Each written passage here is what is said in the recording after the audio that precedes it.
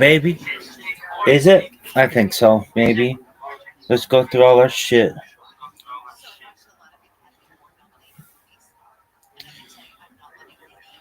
No one really knows for sure. Elu, Ve, Elu, Divrei, Elohim, Chaim. But this is the Mazor we live by. Do whatever you want, though, kids. Just don't fuck up. Really? Yeah, do as thou wilt. Just don't fuck up. Alright. So, are you done? Dog, this shit sucks. We have a lot to review.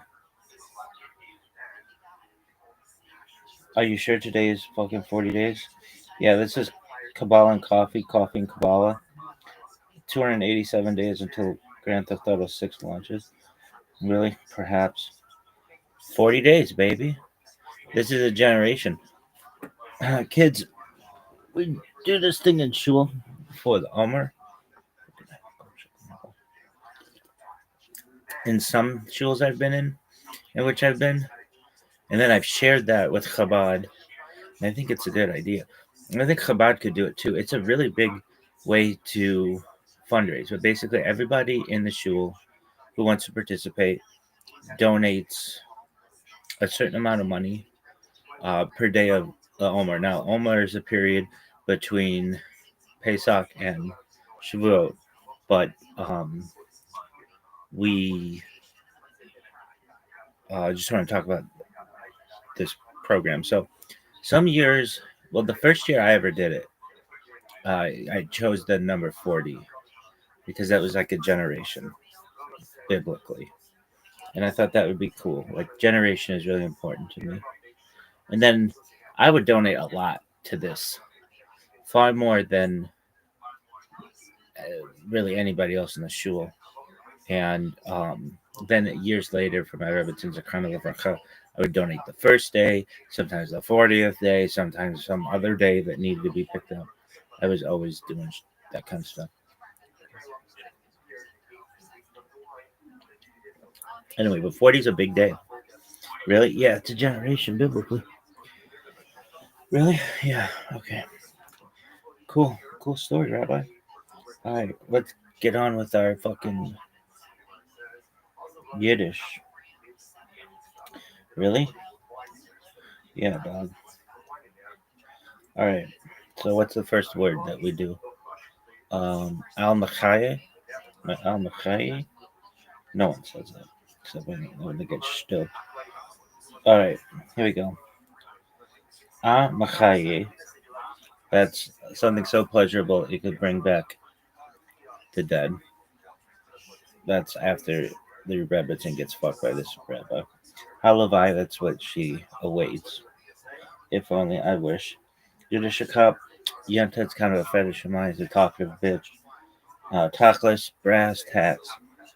Nosh, getting your pussy munch, girl. Snack.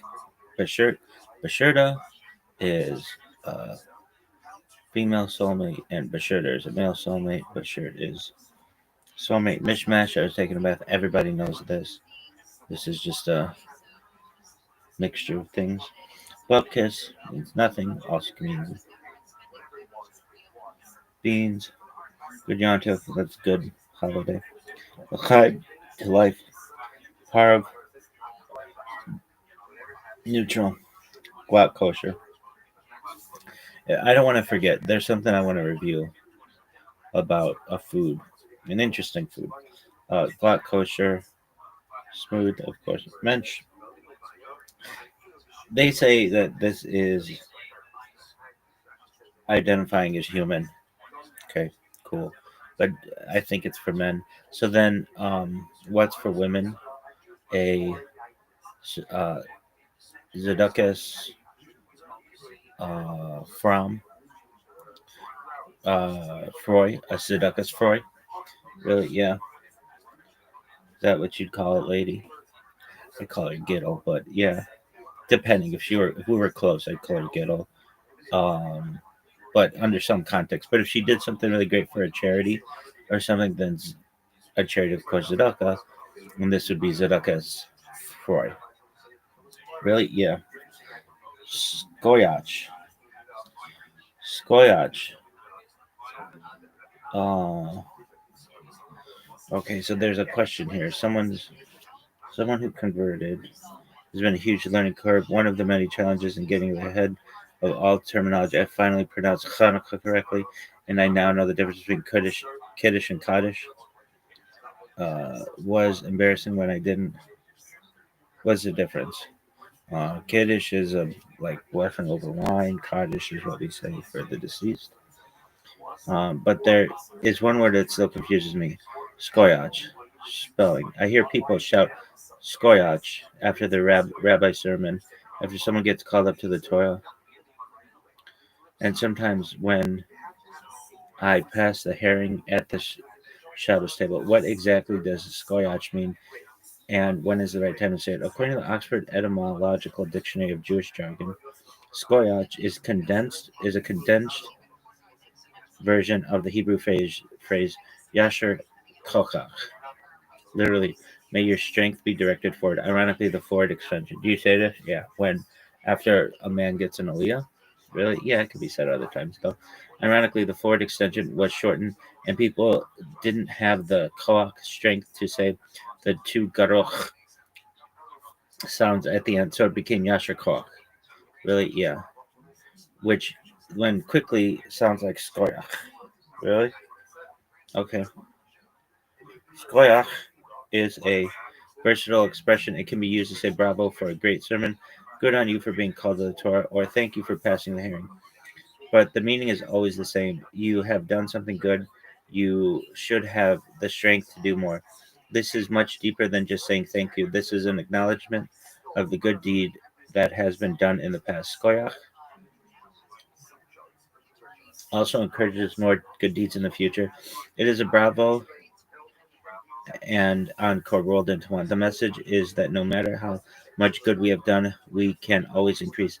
No matter how much we know, we can always learn more. As you know from your process in Judaism, the learning never ends. The Talmud says, don't be shy to ask, or you will never learn. So I'm glad you asked. Skoyach, for the future. Good Shabbos. Okay. Soon to be published. Bezrat Hashem, with God's help. All right, so there we go.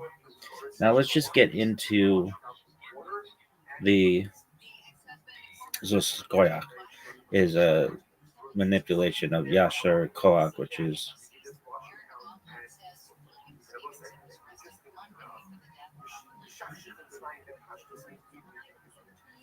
uh,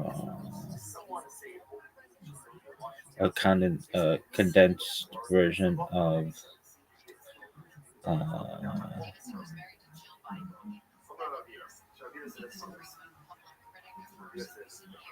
Yasher Kokaka.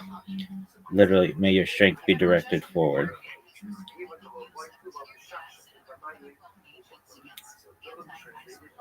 All right.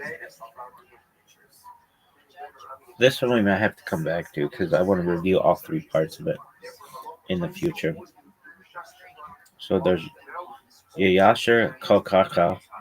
Literally, may your strength be directed forward. Yasher Koach, which is just strength. Um,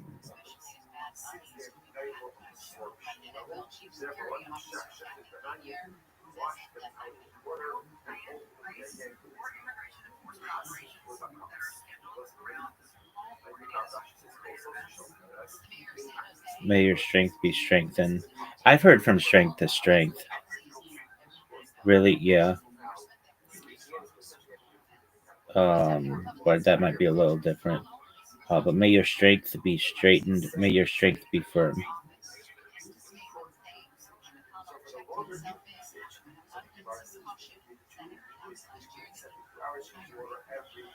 Okay.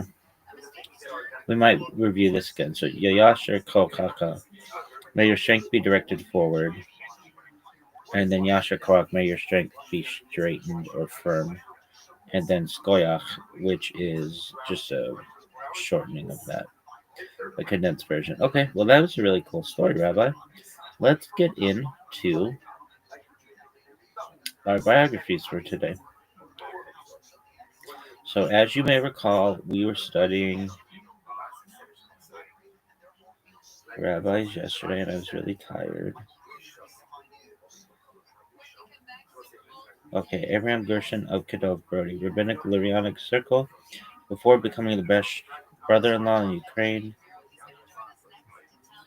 And we have a woman coming up. That's really exciting. Abraham Gershon of Kidov, also known as Rabbi Gershon of Brody, was probably born in or near Kudi, Kidov, Poland around 1701 and died in Jerusalem in 1761. He is best known as the Baal Shem Tov's brother-in-law. Rabbinical career. A scion of the famous rabbinic family, Abraham Gershon is a descendant, possibly the grandson of Shatzai Cohen, the Shach, 1625-1663. Both Abraham Gershon and his father Ephraim of Brody served in one of the four Beit Din, Jewish court, of Brody. It was here that he and his father encountered Rabbi Israel Baal Shem Tov, according to the early Chassidic work Shitri Havesh. Do you know any Gershons? I do. Do you? Yeah. Really? Perhaps. I think so, though. Havesh, his father gave his blessing of marriage for his sister Jonah to the Baal Shem Tov on his deathbed, but once Ephraim died, Abraham Gershon was unaware of the secret betrothal until the Baal Shem Tov revealed the engagement contract. Abraham Gershon rose to a powerful position within the Jewish community of Brody. For a time he served as a synagogue cantor. Shitri Havesh portrays Abraham Gershon as a foil to the Baal Shem Tov. He is usually represented as a learned and lofty man of the upper class who regards his brother-in-law as lowly and untrustworthy. Abraham Gershon is probably responsible for kicking the Baal Shem Tov out of the Brody area where he ultimately settled in Metzivis. Later, when the Baal Shem Tov's piousness and scholarship were revealed, Abraham Gershon was won over and became one of the Baal Shem Tov's ardent admirers. In 1745, Abraham Gershon was involved in ruling on a promiscuity case about the daughter-in-law of one of the wealthiest men in town. This man had strong connections to government officials. After ruling against the daughter-in-law, Abraham Gershon was forced to flee Brody to avoid being publicly punished. He took refuge with the Baal Shem Tov in Metzivis, affiliated with new Hasidic thoughts as well as traditional Lurian liturgy. The Baal Shem Tov entrusted his brother-in-law with the education of his only son, Zvi.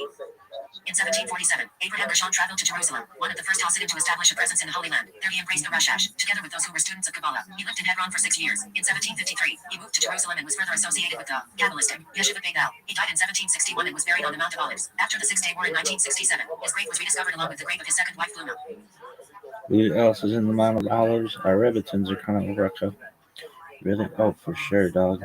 You sure of it? I'm not sure of anything in this world, folks, but sure as anything. A.I.M. Samuel Jacob Falk, Hebrew, 1708 April 17, 1782, also known as the Baal Shem of London and Dr. Falcon, was a rabbi, Baal Shem, That's a and alchemist. baller-ass nickname. I'm DJ Dr. Falcon. A.I.M. Samuel Jacob Falk, Hebrew, 1708 April 17, 1782, also known as the Baal Shem of London and Dr. Falcon, was a rabbi, Baal Shem, Kabbalist and alchemist. Oh, Biography. hold on. We want to look up the ball issue. Wanna be a baller. Falk was born in Etherford in Bavaria or Pakatsi in Podolia. After the rabbi narrowly escaped being burnt at the stake by the authorities in Westphalia who had charged him with sorcery, the German Count Alexander Leopold Anton von Rantzau secretly gave him refuge in Hallsmeiden. During this stay there in 1736, Falk made impressive Kabbalistic performances in Rantzau's castle, witnessed by noblemen and the Count's son Georg Ludwig Albrecht. The latter's memoirs contain a detailed account of these mystical demonstrations. Sometime after 1736, Falk arrived in London. He lived at 35 Prescott Street, London, United Kingdom, and at Wellclose Square, London until his death. He was a neighbor of Emmanuel Swedenborg and there is some evidence that he had a significant influence on him. Rabbi Jacob Emden accused him of being a Sabbatean, as he invited Moses David of Pauques, a known supporter of Sabbatei Zevi with connections to Jonathan E. Beschutz, to his home. He died on April 17, 1782, and was buried in Alderney Road Cemetery, Mile End, London. Falk bequeathed in his will an annual sum of £100 to the Great Synagogue of London as well as some Sifrei Torah. He died on April 17, 1782, and was buried in Alderney Road Cemetery, Mile End, London. Falk bequeathed in his will an annual sum of £100 to the Great Synagogue of London as well as some Sifrei Torah. Folklore.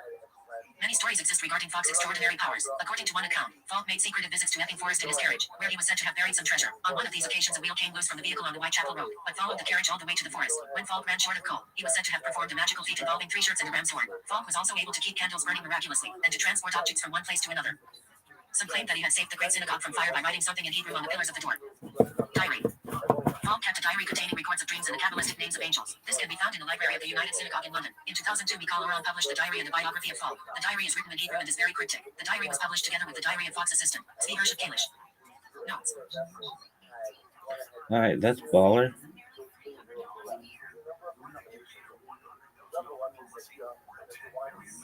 So from where are these guys? Eastern European, Baal Shem, Nisartan, and many other mystic circles.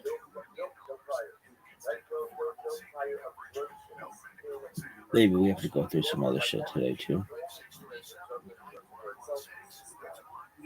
We probably should. Let's do this now. Baal Shem, Hebrew, Romanized, Baal M, P.L. Baal Shem, Yiddish, Romanized, Baal Shem, plural Baal Shem, was a historical Jewish practitioner of practical Kabbalah, folk healer, and thaumaturge, miracle worker, employed various methods. Baal Shem are claimed to heal, enact miracles, perform exorcisms, treat various health issues, curb epidemics, protect people from disaster due to fire, robbery or the evil eye, foresee the future, decipher dreams, and bless those who sought his powers. In Rabbinic Judaism, similar figures arbitrated between earthly realities and spiritual realms since before early Judaism in the 3rd century is noted in the Talmud. However, it was only in the 16th century that the figures were called Baal Shem. Herbal medicine, amulets, contemporary medical cures, as well as magical and mystical solutions were used in accordance with Kabbalistic and Lurianic Kabbalistic teachings in the Middle Ages. Israel ben Eliezer was a Polish rabbi and mystical healer known as the Baal Shem Tov. His teachings imbued the esoteric usage of practical Kabbalah into a spiritual movement, Hasidic Judaism. Etymology and pronunciation. Alternatively transliterated Baal Shem or Baal Shem. The term is a conjunction of two separate Hebrew words Baal Lord, Hebrew pronunciation, plural Baal Hebrew, while Shem, Hebrew pronunciation, means name. For Ashkenazi Jews, this term meant master of name, signifying both the possession of God's power and an ability to manipulate it through spiritual means. What all Baal Shem had in common was the ability to employ magical techniques for manipulating the name or names of God to achieve practical effects in everyday life. They were masters of the name God's name and dealt in what was termed practical Kabbalah. The unofficial title Baal Shem was given by others who recognized or benefited from their ability to perform wondrous deeds, emerging in the Middle Ages and continuing until the early modern period. Elisha Baal Shem of Jan is the oldest historical figure to have been contemporaneously known as a Baal Shem. He was known to study Kabbalah. He received the title of Baal Shem because he created a golem through the use of one of God's names. His descendant, Tzvi Ashkenazi, mentioned that people attested to him having created a golem using the Sefer Yetzirah. Baal Shem were folk healers and also had mystical powers that allowed them to foresee or interpret events and personalities. They were considered to have a direct line to heaven, evoking God's mercies and compassion on suffering human beings. In Jewish society, the theurgic role of Baal Shem among the common folk was a mystical institution contrasted with the more theosophical and ecstatic Kabbalistic study circles, which were isolated from the populace. The Baal Shem, the communal Maggid preacher and the Makiat, preacher of penitence were seen as lower level, unofficial intelligentsia, below contract rabbis and study Kabbalists. Foundation of Hasidism. Baal Shem Tov. While a few people received the title of Baal Shem among Eastern and Central European Ashkenazi Jewry, the designation is most well known in reference to the founder of Hasidic Judaism. The Baal Shem Tov, born in the 17th century Kingdom of Poland, started public life as a traditional Baal Shem, but introduced new interpretations of mystical thought and practice that eventually became the core teachings of Hasidic Judaism. In his time, he was given the title Baal Shem Tov, and later, by Hasids, referred to by the acronym BSHT. He disavowed traditional Jewish practice and theology by encouraging mixing with non-Jews and asserting the sacredness of everyday corporal existence. During his life, he was able to devote time to prayer and contemplation, traditional practices within the realm of contemplative Kabbalah. There, he was able to learn the skills to become a Baal Shem, and practice with neighboring townspeople, including both Jews and Christians. Modern texts state that he underwent a Hitgalim, revelation by the age of 36. Contemplative Kabbalah. The leading Kabbalist Isaac Luria, 1534-1572, forbade people of his time to use practical Kabbalah, as the temple in Jerusalem is not standing, and no one possesses the ashes of the red heifer. People are unable to become pure, he stated. Without the ability to reach a state of purity, practical Kabbalah can be very damaging, he taught. The Baal Shem Tov learned and took part in traditional practices of practical Kabbalah as well as contemporary methods established by Lurianic Kabbalah. The Baal Shem Tov taught that one could remove asceticism from the practice of Judaism. This allowed a larger array of people to become devout within Judaism, and therefore within Hasidism. Moreover, he taught that the letters, in contrast to the words, were the key element of sacred texts. Therefore, intellectual and academic skills were no longer necessary to reach mastery of the sacred texts. Hasidism is a populist revival movement. From the 1730s, the Baal Shem Tov, BSHT, headed an elite theurgic mystical circle, similar to other secluded Kabbalistic circles such as the contemporary Close, in Brody. Unlike past mystical circles, they innovated by using their psychic heavenly intercession abilities to work on behalf of the common Jewish populace. From the legendary hagiography of the BSHT as one who bridged elite mysticism with deep social concern, and from his leading disciples, Hasidism rapidly grew into a populist revival movement. Role of the Tzaddik. Beginning with Hasidic Judaism in the late 17th century, the mystical role of the Tzaddik was established to conceptualize a follower's connection to God. The Tzaddik was a divine channel that could connect a devoutly religious follower to God. This was the first instance of popular Jewish mysticism. The movement borrowed this role from Kabbalistic theosophical terminology. Hasidic philosophy encouraged Devika, attachment to the Reds within the movement, who were said to embody and channel the divine flow of blessings to the world. This replaced the Tzaddik in Israel, which was understood as a list of 36 righteous Jews that connected blessings to the world. It was understood that this list was made up of private pietists and Baal Shem in Eastern Europe. As doctrine coalesced in writing from the 1780s, Jacob Joseph of Poland, Dogber of Mezerich, Elimelech of Lizhensk, Yaakov Yitzchak of Lublin and other shaped Hasidic views of the Tzaddik, whose task is to awaken and draw down the flow of divine blessing to the spiritual and material needs of the community and individual common folk. Replacement of the Baal Shem. The activity of Baal Shem among the community, as well as the influence of Kabbalistic ideas, contributed to the popular belief in the Tzaddik mystery. The new mystical role of the Hasidic Tzaddik Rebbe replaced Baal Shem activity among the populace, combining the practical Kabbalist and Maggid, the itinerant preacher. In addition, it replaced practical Kabbalah with the Tzaddik's theurgic divine intercession. The 1814-15 phrases of the Vesh by Dov Ben Samuel Bayer sets the Baal Shem Tov's teaching circle against his remaining occupation as traveling Baal Shem. Practice.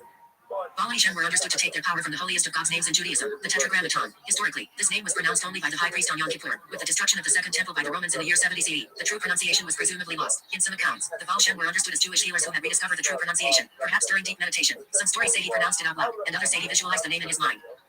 Practical Kabbalah. Practical Kabbalah is the portion of Jewish mystical tradition that concerns the use of magic to affect physical realities. Historically, leading Kabbalists have disagreed over concerns of illegitimate use of practical Kabbalah, while Baal Shem used practical Kabbalah to affect miracles and heal those that sought their help. This was controversial. As practitioners of practical Kabbalah, they were mocked by rabbinic authorities throughout the Middle Ages and by followers of the Haskalah movement beginning in the 18th century. Amulets. A scholar of Jewish mysticism and Rebbe today, Yitzchak Ginsburg, notes that the Torah sanctions the use of amulets. This can be understood as a way of arguing for the acceptance of certain parts of practical Kabbalah within modern rabbinic Judaism. Amulets are on the border between practical Kabbalah and an external manifestation of Kabbalah, such as name calculation. There is a source for amulets in the Torah. When a great sage writes holy names, without pronouncing them, on parchment and puts it into a container which is worn by the recipient, it can possess healing and spiritual powers. At the beginning of the Baal Shem Tov's life, since he was a healer, he used amulets. Sometimes the amulet works because of the faith of the recipient in the spiritual power of the amulet. At the end of his life, the Baal Shem Tov never wrote the names of God, only his own signature, Yisrael ben Sarah or Yisrael ben Eliezer. This was the ultimate amulet given by the Baal Shem Tov. The Chazal teach that whoever receives a coin from the hands of Jah receives a blessing. This is the source in the Talmud that receiving a coin from a great tzaddik brings with it a blessing. So some amulets are permissible. The determining factor is the righteousness and intentions of the person giving the amulet. Baal Shem and physicians. Due to their emergence during similar times in the Renaissance, Baal Shem and physicians found themselves competing for business, not yet differentiated. Their overlapping roles caused one Baal Shem to write a prayer of protection against these physicians. Preserve me from enmity and quarrels, and may envy between me and others disappear. Let, on the contrary, friendship, peace, and harmony prevail between me and the physicians, that I may be respected in their opinion, that they may not speak evil of me or of my actions. Talmud, Adam Zoki, 1720. In his autobiography, Solomon Maimon, an 18th century Litvak philosopher, referenced to Baal Shem that was both insightful and appropriately learned in medical science, enabling him to compete with physicians. Recorded Baal Shem. A rare group of people have been recorded as holding the title Baal Shem. The first recorded person to receive the title was Elijah Baal Shem of Chian. Other Baal Shem include. See also. Contemporary legacies. The name Baal Shem mainly survives in Jewish surnames of people descending from Baal Shem, such as Baal Shem.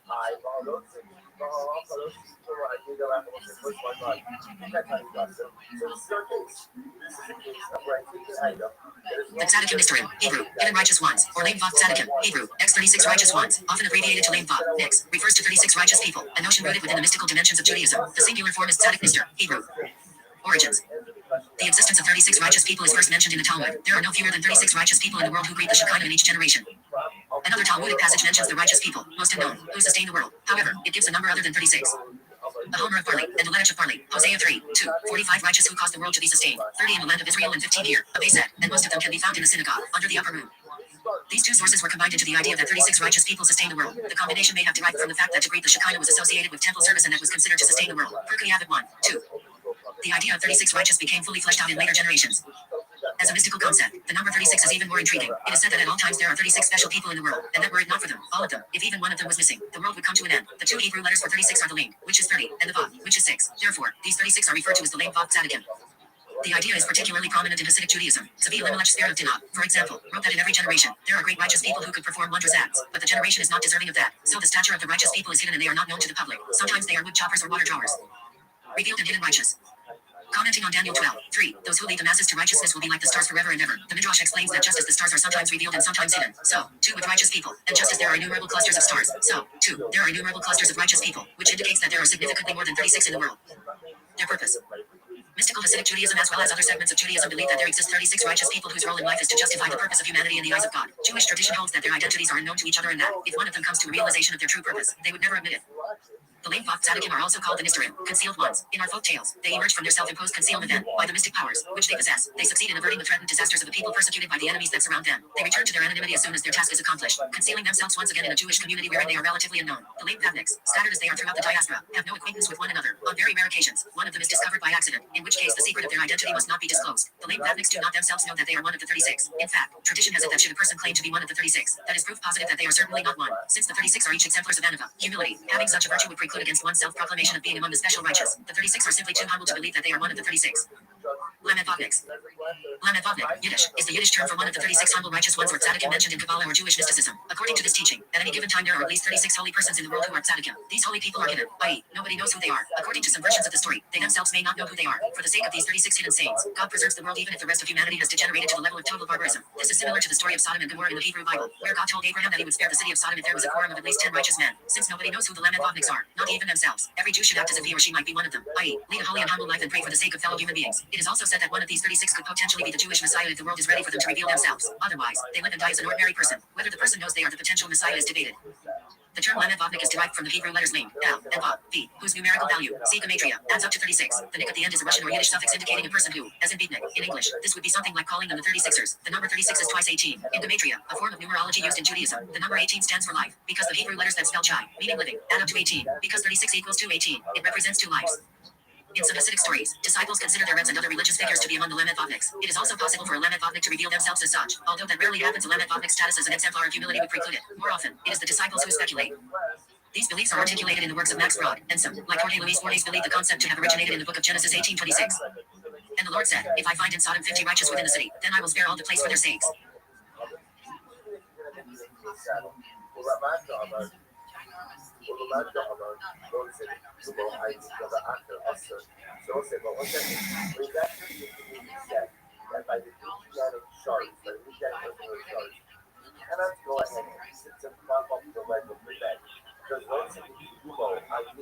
Sekolog Wormser, 1768-1846, was a rabbi, Talmudist, Kabbalist, and Baal Shem, worker of miracles through the name of God.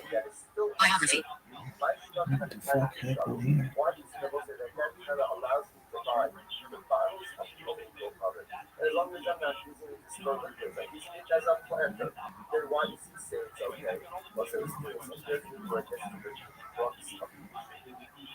Kviddler, Kvittel, Yiddish, Kvittel, little note, plural, Kvittlek, Kvittels, Kvittelech, Kvittelach, Kvittels, Kvittlech, Kvittlech, refers to a practice developed by Hasidic Judaism in which a Hasid, a follower of Hasidic Judaism, writes a note with a petitionary prayer and gives it to a Rebbe, Hasidic Jewish leader, in order to receive the latter's blessing. This prayer may be a general request for health, livelihood, or success, or a specific request such as recovery from illness, the ability to bear children, a wedding match, etc.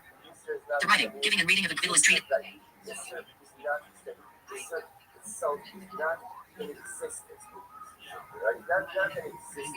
Treated very seriously. The writing. The practice of giving. The writing, giving, and reading of the Kvittel is treated very seriously by Hasid and Rebbe alike, and is executed according to specific protocols. Because of their inherent sanctity, Kvittelach may not be thrown away after use. They are either burned or buried. The practice of giving Kvittelach continues today in all the Hasidic courts. Kvittelach are also placed on the graves of Reds and Tzaddikim, plural of Tzaddik, or Jewish holy man, with the hope that the soul of the deceased will intercede for the petitioner in heaven. It is a centuries-old custom for Jews to place Kvittelach containing personal prayers to God between the stones of the Western Wall in Jerusalem. This practice has been also adopted by Christian pilgrims and foreign dignitaries as well. More than 1 million prayer notes are placed in the Western Wall each year. Origin. It is unclear when the practice of writing and giving Kvittelach began. This practice is not mentioned in the writings of the early Kabbalists, nor in the works of the school of Isaac Luria, 1534-1572, the father of modern Kabbalah. The first time it is mentioned is during the time of the Baal Shem Tov, 1698-1762, founder of Hasidism. Some scholars have suggested that the practice is based on biblical commentator Nahmanides' 1194-1270 interpretation of the scriptural verse, and all those that were numbered of the children of Israel by their fathers' houses, from 20 years old and upward, all that were able to go forth to war in Israel. Numbers 145. In his commentary on the Torah, the 5 books of Moses, Nahmanides contends that Moses asked each Jew to come before him to be counted. This personal appearance of the Jew before Moses, the tzaddik, Jewish holy man, foreshadowed the ceremony of the giving of the kvittel by the Hasid to his Rebbe. Procedure. Writing the kvittel. In Hasidic courts, the kvittel is inscribed with the names of the petitioner and his family members, along with their specific requests. The form of the name is the person's full Hebrew name and his mother's Hebrew name, e.g. Shmuel ben Chana, Shmuel the son of Chana. Even if the Rebbe already knows who he is, it is customary to write the kvittel on a blend, unlined piece of paper. Customs differ as to who writes the kvittel. In some courts, the Rebbe's attendant writes the kvittel on behalf of the petitioner. In others, a specific person is paid to write the kvittelach. Alternately, the petitioner himself writes the kvittel. Various customs arose around the writing of a kvittel. It is considered a bad omen if a kvittel falls on the ground, or if sand is placed on it. Sand was commonly used as a drying agent for ink on paper. Care is taken to write the kvittel without any mistakes, as Hasidic Jews believe that kvittelach contain deep secrets. Giving the kvittel. The kvittel is either sent to the Rebbe by messenger or mail, or given personally by the Hasid during his private audience with the Rebbe. The kvittel is usually given together with a sum of money known as a pidyon, redemption, which is used by the Rebbe for the upkeep of his court or for distribution to charity. Some Rebs requested from the Hasid a sum of money equal to twice the numerical value of the Hebrew word chai, life, which equals 18. Others took an amount of money equal to the numerical value of the letters of the Hebrew names of the Hasid or his wife. Women are also welcome to visit a Rebbe and present their kvittelach to him. However, the Rebbe does not look at the woman directly while giving his blessing. The giving of the first kvittel cements the status of a newly appointed Hasidic Rebbe. In Bel's tradition, the first kvittel to a new Rebbe is proffered by a follower of the Rothschild Hasidic dynasty. Thus, when Rabbi Yisachar Dov Rothschild assumed the mantle of leadership in 1894 after the death of his father, Rabbi Yehoshua Rothschild, he was given his first kvittel by Rabbi Yisachar Dov of Biz, a follower of the Rothschild dynasty. 33 years later, following the funeral of Rabbi Yisachar Dov Rothschild, Rothschild's son and successor, Rabbi Aharon Rothschild, received his first kvittelach from Rabbi Yisachar Dov of Biz and 2 other followers of the Rothschild dynasty. The followers of the Hasidic dynasty have in their possession the concert kvittel, a long note written by an elderly Hasid who had attended the courts of Rabbi Yehuda Aryeh Leib Alter, the Sephasans, Rabbi Chanach Hanok of Alexander, Rabbi Yitzchak Meir Alter, the Chadash Harim, and Rabbi Menachem Mendel of Kotz. This Hasid presented the kvittel, containing his memories of these former Rebs of the Cher dynasty, to Rabbi Avraham Mordecai Alter, the Imriams, upon the latter's appointment as Rebbe of the Cher dynasty. Reading the kvittel. If the kvittel is delivered by mail or messenger, the Rebbe's attendant reads it to the Rebbe. If the Hasid is present, the Rebbe reads the kvittel during their audience. Afterwards, the Rebbe blesses the petitioner. Rebs traditionally devote their utmost attention to reading kvittelach. It was said of the Balasher Rebbe, Rabbi Yitzchak Friedman, that when he read a kvittel, he put his whole being into the piece of paper before bestowing his blessing. The Satmar Rebbe, Rabbi Yoel Teitelbaum, was known to scrutinize each kvittel and point out errors in the writing of names of people he had never met. Stories are told about Rebs who were able to read into a kvittel the situations of those who were named in it. Once a bride to be and her mother visited the Balasher Rebbe, Rabbi Yitzchak Friedman, for a blessing. The Reb's attendant wrote the kvittel hastily, noting next to the mother's name that she was about to marry. The Rebbe glanced at the kvittel and said, "She is already married." Stories are told about Rebs who were able to read into a kvittel the situations of those who were named in it. Once a bride to be and her mother visited the Balasher Rebbe, Rabbi Yitzchak Friedman, for a blessing. The Reb's attendant wrote the kvittel hastily, noting next to the mother's name that she was about to marry. The Rebbe glanced at the kvittel and said, "She is already married." When Rabbi Aharon Rothschild, the Belzer Rebbe, was hiding from the Nazis in the Kraft W ghetto in 1942, he accepted a kvittel from one of the men who was assigned to protect him. As the names of the man's children were read aloud, the Rebbe continually stopped the reader when he reached a certain child's name and asked him to begin reading the kvittel again. This happened several times. Later the man learned that his son had died suddenly during the war, but the rest of his family survived. It was said of great Rebs that in their presence, petitioners would be struck with awe and would accidentally hand over a blank piece of paper instead of the quibble. The Rebbe would read the blank page and understand exactly what the person wanted. In the court of business, it was known that if the Rebbe asked for a cigarette to smoke in the middle of reading a quibble, it was a sign that the petitioner's request had been accepted. Rabbi Eliezer David Friedman, a follower of the fourth Visnitzer Rebbe, Rabbi Chaim Meir Hager, witnessed this in 1965 when he delivered a quibble to the Rebbe on behalf of a Melbourne Jew stricken with cancer, and the Rebbe asked for a cigarette while reading the quibble. The man recovered completely. However, in 1972, immediately after the death of the Rebbe, the Melbourne Jew fell ill with the same disease and succumbed to it. At a grave. It is a common practice for Hasidic Jews to place kvidulach on the graveside of a Rebbe or tzaddik with the belief that the soul of the deceased will pray for them in heaven. The visitor usually sits beside the grave to write his kvidul and meditate on his request, and then tears the kvidul and throws it on top of the grave. Many graves of Jewish holy men are constructed with special apertures for the insertion of kvidulach. At the Western Wall. The kvidulach placed in the Western Wall differ from the kvidulach given in Hasidic courts, as they contain prayers, requests, or messages written directly to God. These prayer notes are folded and wedged into the cracks and crevices of the wall. The rationale for this practice has been traced to the Midrashic teaching that the divine presence has never moved from the Western Wall, and the Kabbalistic teaching that all prayers ascend to heaven through the Temple Mount, which the Western Wall abides. More than 1 million prayer notes are placed in the Western Wall each year. The practice of placing prayer notes in the Western Wall has also been adopted by Christian pilgrims and people of other faiths. Foreign dignitaries who have publicly placed a quibble in the Western Wall include Pope John Paul II in 2000, U.S. Senator Hillary Clinton in 2005, Pope Benedict XVI in 2008, U.S. presidential candidate Barack Obama in 2008, and U.S. presidential candidate Mitt Romney and his wife Anne in 2012. Pope Francis inserted a handwritten Spanish language text of the Lord's Prayer in the wall during his visit in 2014. On May 22, 2017, Donald Trump became the first sitting U.S. president to visit the wall. He also inserted a note. Based on the 11th century French Rabbi Rabbi Rothschild's ban against reading another person's mail, Jewish law forbids the reading of notes that have been inserted in the Western Wall. Based on the 11th century French Rabbi Rabbi Rothschild's ban against reading another person's mail, Jewish law forbids the reading of notes that have been inserted in the Western Wall. Disposal. Disposal. Based on the 11th century French Rabbi Rabbi Rothschild's ban against reading another person's mail, Jewish law forbids the reading of notes that have been inserted in the Western Wall. Disposal. Kvidulach may not be thrown away. There is a difference of opinion as to whether they should be burned or buried. According to Rabbi Shmuel Rabinovich, Rabbi of the Western Wall and author of Minhaj HaKabbalah, a book of laws regarding the Western Wall, burning is a pure way to deal with the notes, but burying them is more honorable. Twice a year, Rabbi Rabinovich and his assistants collect the hundreds of thousands of kvidulach left in the wall and bury them in the Jewish cemetery on the Mount of Olives. Kvidulach left at grave sites are traditionally burned. The grave site of the 6th and 7th Lubavitcher Rebs, Rabbi Yosef Yitzchak Schneerson and Rabbi Menachem Mendel Schneerson, includes a fax machine which receives over 700 faxes a day, and a computer which receives 400 emails daily. These kvidulach are all printed and then taken to the graves, where they are torn into shreds and placed atop the graves. When the pile grows too high, the shredded notes are burned. Electronic versions. In today's electronic age, many online services offer petitioners the chance to send their quibble to the Western Wall via email, fax, text messaging, and internet. The quibble is then printed out and inserted in the cracks of the wall. The Send a Quibble service of Catering.com receives quibblach via internet and then dispatches them to the grave sites of tzaddikim in North America with people who travel to these grave sites. The Nikolsburger Rebbe himself accepts quibblach and pedianos via internet. Sending quibblach to the grave of a Rebbe or tzaddik has also become a fundraising tool. Mostas Kever Rachel. Kever Rachel Foundation encourages donors to send messages and prayers which will be read out at Rachel's tomb. Similarly, the Breslov Research Institute website offers donors the opportunity to send a digital quibble to be read by the grave of Rebbe Nachman of Breslov in Uman, Ukraine. Biography. That's cool. So you've done it? Yeah, did it come true? Have I gone viral yet, motherfucker? You sent it to go viral. Actually, no, I sent it for other shit. Like what? I don't want to go into it right now.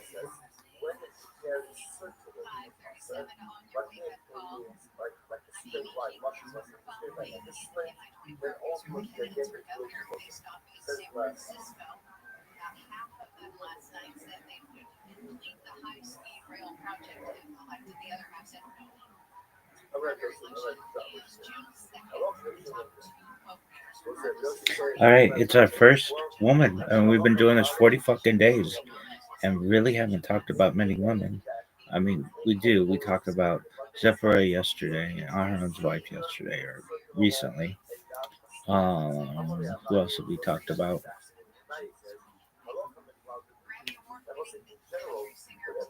The Lubavitcher, Rebbitzin, Chana.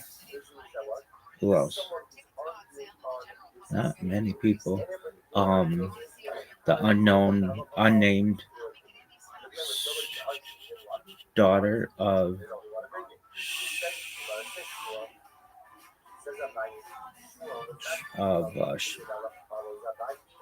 Shimon Bar Yochai. Yeah. Anna Rachel Verberlicher, 1805-1888, known as the Maiden of Ludmir, also known rarely as the Ludmira Rebbe, was the only independent female Rebbe in the history of Hasidic Judaism. That's a big fucking deal. Dude, this is super huge. Anna Rachel Verberlicher was... Contents. Anna Rachel Verberlicher, 1805-1888, known as the Maiden of Ludmir, also known rarely as the Ludmira Rebbe, was the only independent female Rebbe in the history of Hasidic Judaism. Biography. Anna Rachel Verberlicher was born in the early 19th century in the shtetl of Ludmir, Russian Empire, now Volodymyr, Ukraine, to Hasidic parents. Her father, Munish Verberlicher, was a devotee of Mordecai Tursky, known as the Maggid of Chernobyl, as well as a wealthy businessman. He provided an extensive education for his only daughter, which included many fields of Torah study. She appears not to have been a remarkable child, but underwent a transformation in her late teens. Declining marriage, she started to fulfill all the commandments, including those not incumbent among women, and increased her Torah study. She gained fame as a scholar and holy woman with powers to perform miracles. Rebbe. As her fame grew, ViralRabbi assumed functions generally reserved for Hasidic rebs, such as receiving audiences and accepting kvidlach, prayer request notes, and to preside over a tish, the traditional Shabbat meals eaten in the company of one Hasidim, at which she would offer Torah teachings and pass shirim, leftovers from a reb's meal, although many accounts say that she did so from behind a screen out of modesty. However, she remained an anomaly and had to withstand strong opposition from the fiercely traditional Hasidic community, who were made ill at ease by this unusual woman. At some point, the pressure for her to refrain from her activities grew strong, and her father asked her to consult with his Rebbe, Mordecai Tversky, the Maggid of Chernobyl, on the matter. The Maggid convinced her to discontinue her unusual behavior, and encouraged her to marry and assume the traditional role for Hasidic women. Later years and death. After the visit to the Rebbe, ViralRabbi temporarily halted her activities as a Hasidic leader and teacher. She even married, although it is disputed how long the marriage lasted. Later, she immigrated to the land of Israel and settled in Jerusalem, where she attracted a small group of followers. On Shabbat afternoons, they would come to hear her recite words of Torah, and on Rosh Chodesh she would accompany them to Rachel's tomb for prayer. She died on July 1st, 1888, and was buried on the Mount of Olives. In popular culture, ViralRabbi's life has inspired numerous works of art, the first of which was a play by Lev Malik, Dos Gorge Temple, later renamed The Maiden of Ludmir, which gives her name as Vehicle, but correctly states the name of her house of worship. In the play, the author addresses the issue of happiness and discusses the contradictions that arise between tradition and the desires of specific individuals. Malik also explores this theme in his poem Tefile. Her biography influenced Isaac Basheva's singer Shosha. Claims of her being possessed inspired and Sky's play The Tippin, which enjoyed great success, and was later adapted into film, and several plays. Other works dedicated to her include the poems Die Neue von Ludmir Davin, 1947, by Kevin Kleiger, Die Ludmira Neue kommt Tirik von Vogel by Jacob Gladstein, and Hannah Rachel of Ludmir by Sarah Friedland Ben Arza. The novels Hobby Chula Mi Ludmir, 1950, by Johann Tverskoy and They Called Her Rebbe, 1991, by Gershon Winkler. This woman may be a game changer. I mean, on the 40th day, this would be tight. Did she ever have children? Did she ever marry? She even married, although it's disputed how long ago marriage lasted. No children, though. She's in the same place with my rabbit since the Colonel. So there's precedent with the Hasidic world. Maiden of Ludmer, Hannah Rachel Vermacher, the Ludmira Rebbe. Very interesting. All right, folks. That's cool. Is it? Shout out to her. Really? Yeah, I bet she had a difficult life. All right, tomorrow's Vilna Gaon, Elijah Ben Solomon Zalman, Gra, Chaim and the Chaim Falzern, founder of Lithuanian Yeshiva movement, main theorist of Nagdism, and his Nefesh Halayim. So Nagdic Lithuanian Kabbalah tomorrow. Oh, and Yitzhak Eli Chaver Shlomo El Yashiv Baal Hashem after the major work Lithuania. Marchalib Hakon Kamenetsky. Alright, is that the end of your story? No, now we have to critique fucking Abby. He's poisoning us with fucking non-food safe.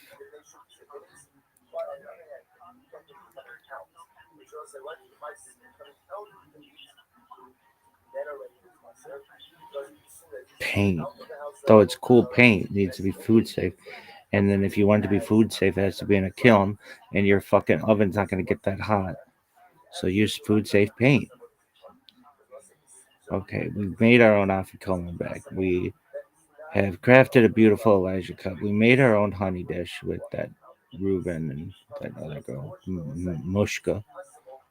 How to craft sparkling candle holders. That's with that hot chick.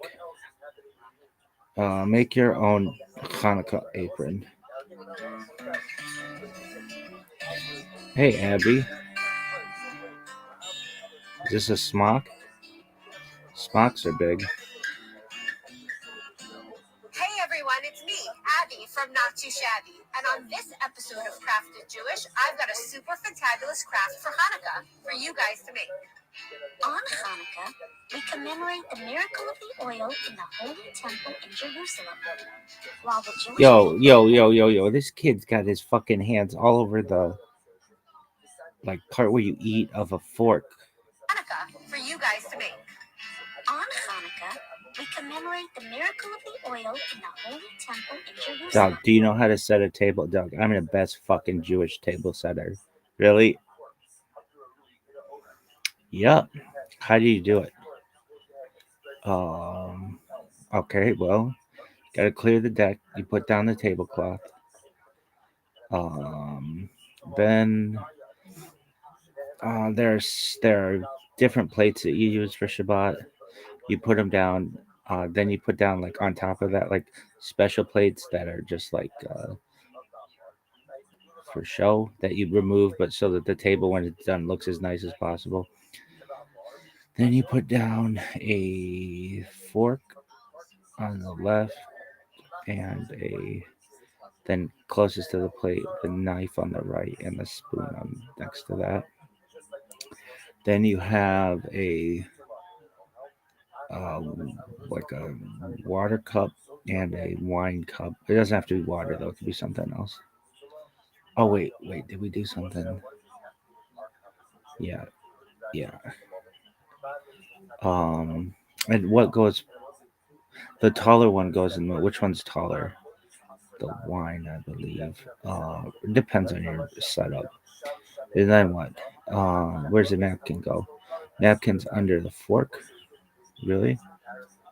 Uh, I think so. I could be wrong though.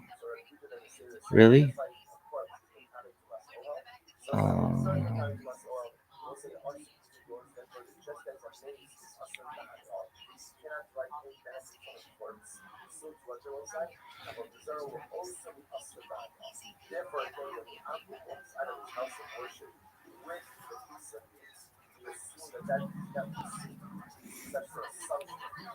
yeah, alongside the forks. Really? Yeah. And then what? Um, then there's the challah platter, the challah cover, um, which should be food safe. What else?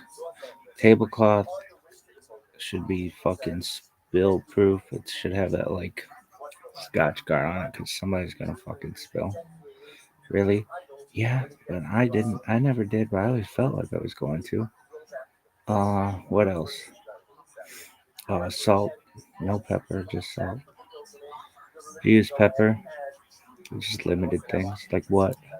Cottage cheese and tomatoes. Anything else? What else?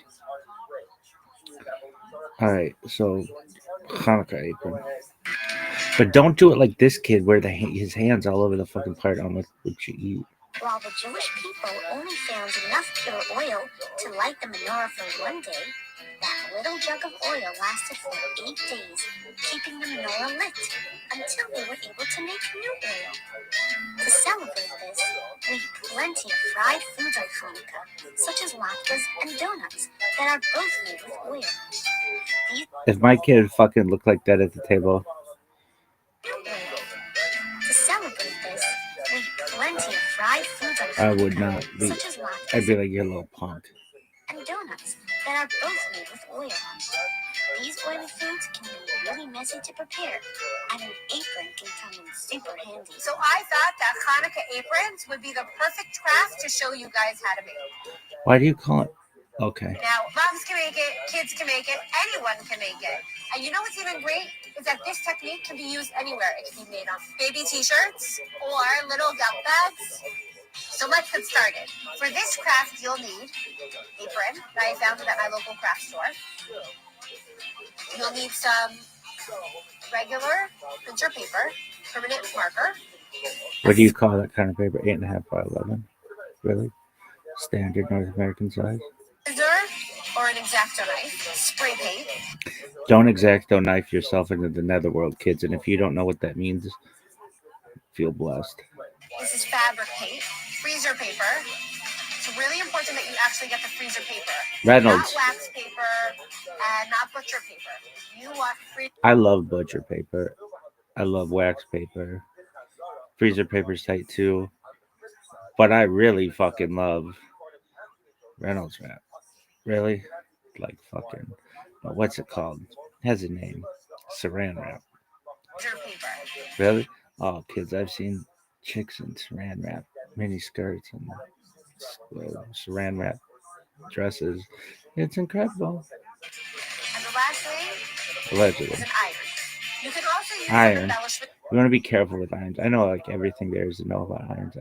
I iron my clothes a lot, and really well under normal conditions. And what are your big ones? Well, actually, steam buddies are big or steam, but you never use it on yourself. It's super hot, and you burn the fucking shit out of yourself, even if you're warned about it.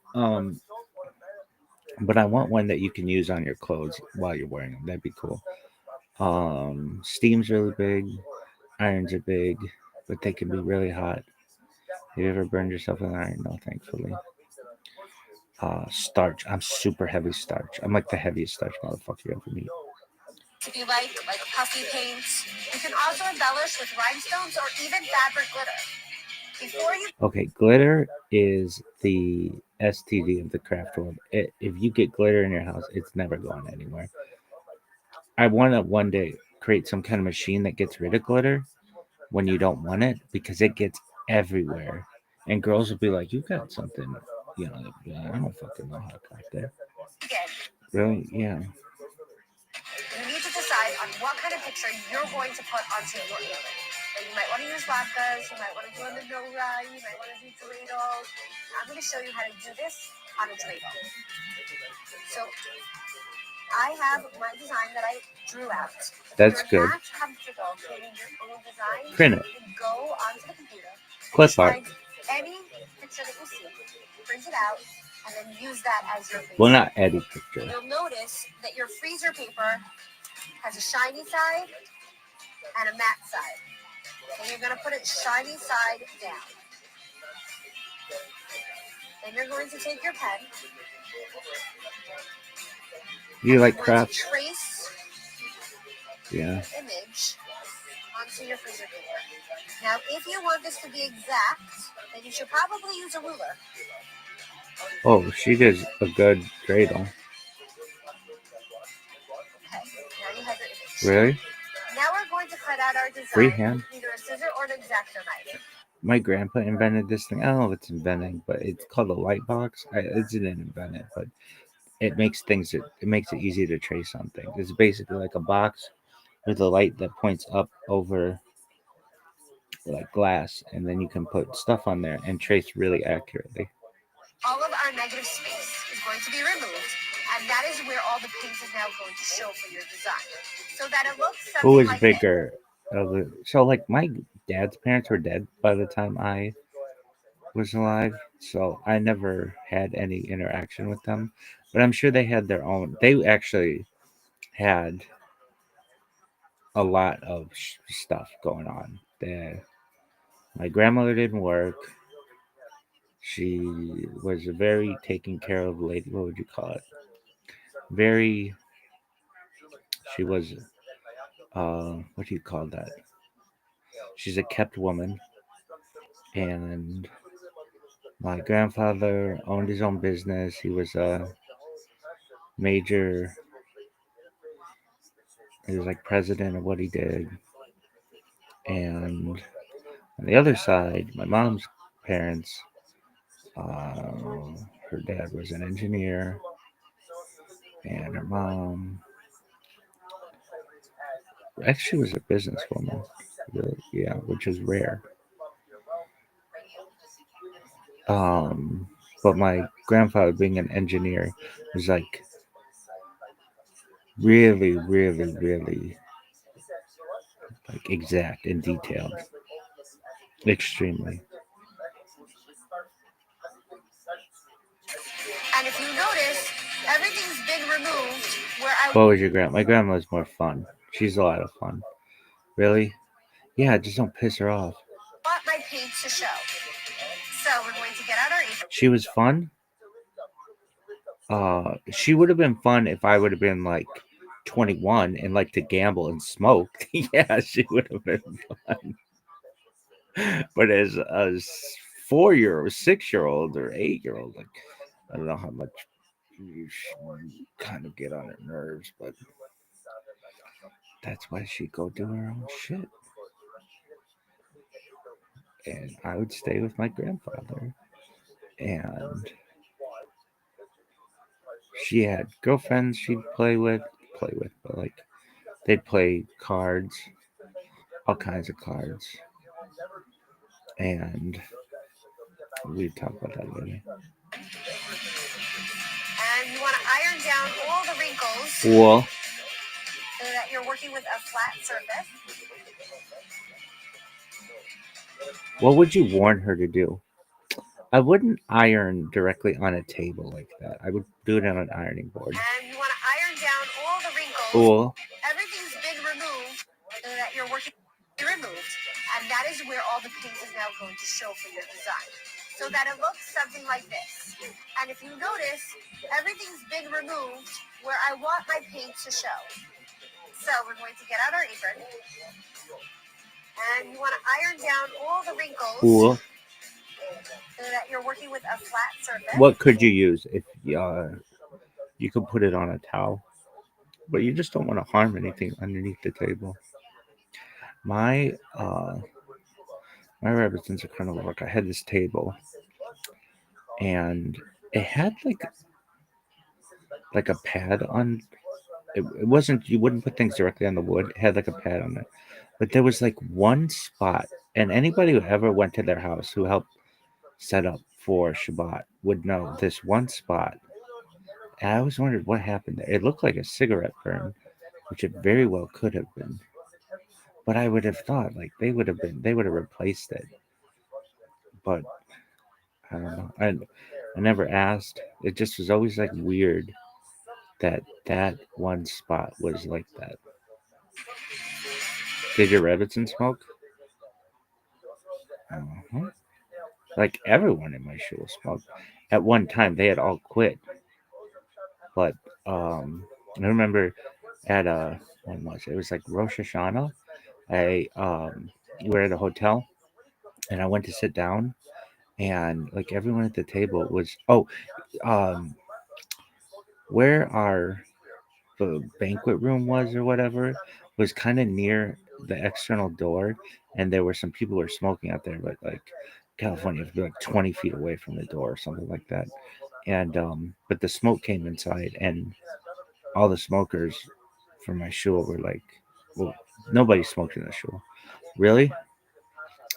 Actually, maybe secretly, but I don't even think they let their wife know. Really? Yeah. Some, like, maybe some people. Um, did you? Uh-uh. Why? Just didn't want to. But anyway, they all talked about smoking, and it was like how much they miss it or whatever. And I remember my Rebbitzin, the Colonel Harker would say that the first thing she'd do after Havdalah is fucking light up. And I never had that issue, fortunately. Then you're going to take. Did she smoke when you knew her? Oh, no. But in the past, perhaps. Your template. Shiny side down. And you're going to iron it on to your fabric. You're going to notice that the freezer paper is sticking to the fabric. That is what you want because you're making now a stencil. Make sure that all the bubbles are out. If you have a bubble, then the fabric paint is going to seep through. So you want to make sure that you have a nice flat surface. So I'm sticking in my Hebrew letters.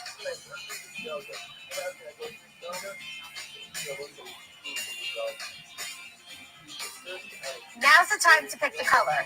My favorite color is purple, so that's what I'm going to choose. Uncap your spray paint, and all you have to do is now just spray all over your graphic print. Remember I told you that you needed to have that big piece of freezer paper? This is why. Because when you spray paint it, you don't want that spray paint to get anywhere else, anywhere on that apron. Just on your graphic print. Now, if you couldn't find any spray paint, that's okay. All you have to do is just get some fabric paint and a brush, and then just brush on your paint all over your graphic print, and it would be just as beautiful as using the spray paint. So now what you're going to do is just peel away your stencil, and all of your negative space that you just painted will come out with the design. Here's the finished design, and everywhere that was negative space is now positive space.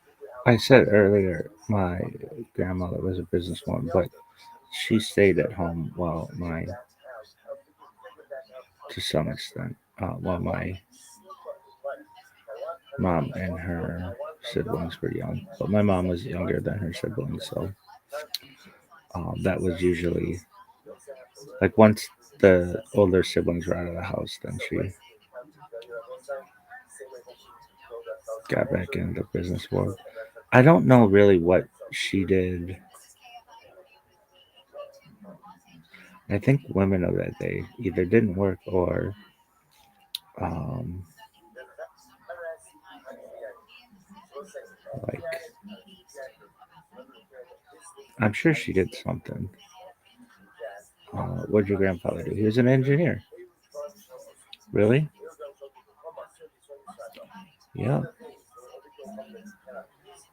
And was he an engineer his whole life? Yep. He was a draftsman as well. Really? Yeah. Because we have this beautiful design showing of the dreidel. But we want to give it some definition and embellish it a little bit. And my grandmother, as she got older, her handwriting wasn't as good, and everybody always said her handwriting wasn't that great. My mother's handwriting is pristine. It could be like a font, and same with my aunt, same with my uncle. They all write really well in cursive and in printing, but my grandfather's printing was like really, really good, really good. And mine, I don't write that much anymore, but I used to, and it would get sloppy. And then I went to all capitals just for simplicity, so so other people could read it. And it's legible. It's not anything great, but like people in my family on my mom's side, their handwriting is like art. To bring some texture to our graphic print, all you have to do now is maybe give some glitter or rhinestones or even personalize it with a name. When you're finished, you want to lie it down in a very safe place, away from children's little fingers. And then you're I going would to have let also said, be careful. Like, don't have your kids around when you're ironing this. Like, you don't want them. I know as a little kid, I would never do this. Everybody would always warn me the iron's very hot or whatever. But you're still tempted to touch shit that's hot. sit for about 24 Did hours. you ever? I'm sure I had to learn the wrong. Not on an iron. I would have remembered that. And not on the stove. Um. Yeah, I remember. Well, this wasn't. I remember one time. We would do a lot. It was like a thing that we would do, especially. Uh, we would have what are called weenie roasts, which were really big with my grandparents, where they didn't want to make anything really fancy, and would they? Yeah, many times. But we'd go in their backyard, and they just had this small little grill. And one time, the grill cover was put on the grass, and I stepped on it with my bare foot, and it hurt a lot. That sticks out in my mind. One time where I hurt myself, but it wasn't anything too bad. But Um, I had like grill marks on the bottom of my foot. You grilled your foot like Michael Scott. So buy those latkes and eat those donuts and get your apron dirty because don't worry, you can wash this apron in cold water and lie it to dry, and your paint will never fade. It will stay good as new as the first day that you painted it. And for a little inspiration, I just want to show you this apron that I made for my mom with all of my children's names on it.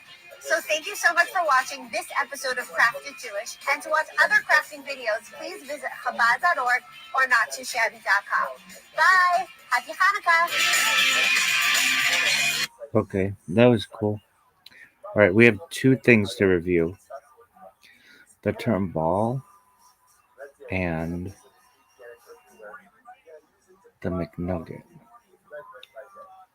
Really?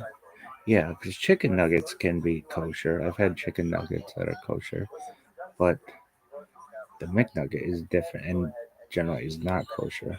All right, here we go. Yo, dog, what's the deal with the term BAAL? That was like the term of a Canaanite G space O space D. And within Judaism, why would we pick that name? Like, that seems, I know that it means like master and some other things, but it seems like contradictory why that term would be used. It would almost be like using the name of another deity for a term, which kind of goes against a lot of things within traditional Judaism. Why is that done?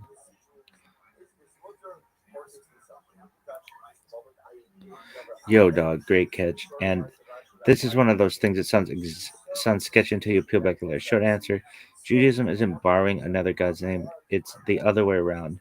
And the word itself was never inherently a deity name. Let's break it down. What Baal actually means. At its core, Baal means owner, master, husband, possessor. Totally normal Semitic word, still used that way in Mishnah, Talmud, and modern Hebrew. Baal Habayit, homeowner. Baal Isha, husband. Baal Teshuvah, one who masters, owns, repents. Nothing idolatrous baked in. So why does it sound like a god? Because Canaanite religions hijacked the word. Oh, they took it from us. In ancient Near East, people called their local storm fertility deity the Baal, basically the master of that word. Not a personal name, a title. Think of it like Pharaoh, Caesar, other stuff like that, the L word. Over time, that title became identified with a specific pagan deity. So when Tanakh calls about the Baalim, it's calling out false gods that use the title, not legitimizing them. Judaism's stance: reclaiming versus rejecting. Here's the key theological move Judaism makes. The word isn't the problem. Worshipping something other than Hashem. As Judaism does not believe words become permanently contaminated because idolaters use them. If that were true, we'd also have a ban on E and an L used for pagan stuff and Hashem. And then the A word, and then the Elohim used for judges, angels, false gods, and for Hashem. Judaism is very anti-magical thinking about language. Why not just avoid the word entirely? Sometimes Tanakh does avoid it. You'll see deliberate name changes like Ishbaal, Ishboshet, Meribal, Meriboshet. Why? To avoid even the appearance of endorsing idolatry in personal names, but in legal, descriptive, or relational language, Baal stays because it's just accurate Hebrew. So Judaism draws a line between descriptive language and theological endorsement. About the Canaanite God. Quick overview. Baal, no, Canaanite. No, big picture, theological. This is core. Okay. So idolatry isn't about words, it's about intent, allegiance, and worship. Hashem isn't threatened by a vocabulary. No. Truth doesn't get polluted just because falsehoods borrowed its items. If anything, Judaism is saying, you called your God Master Cute.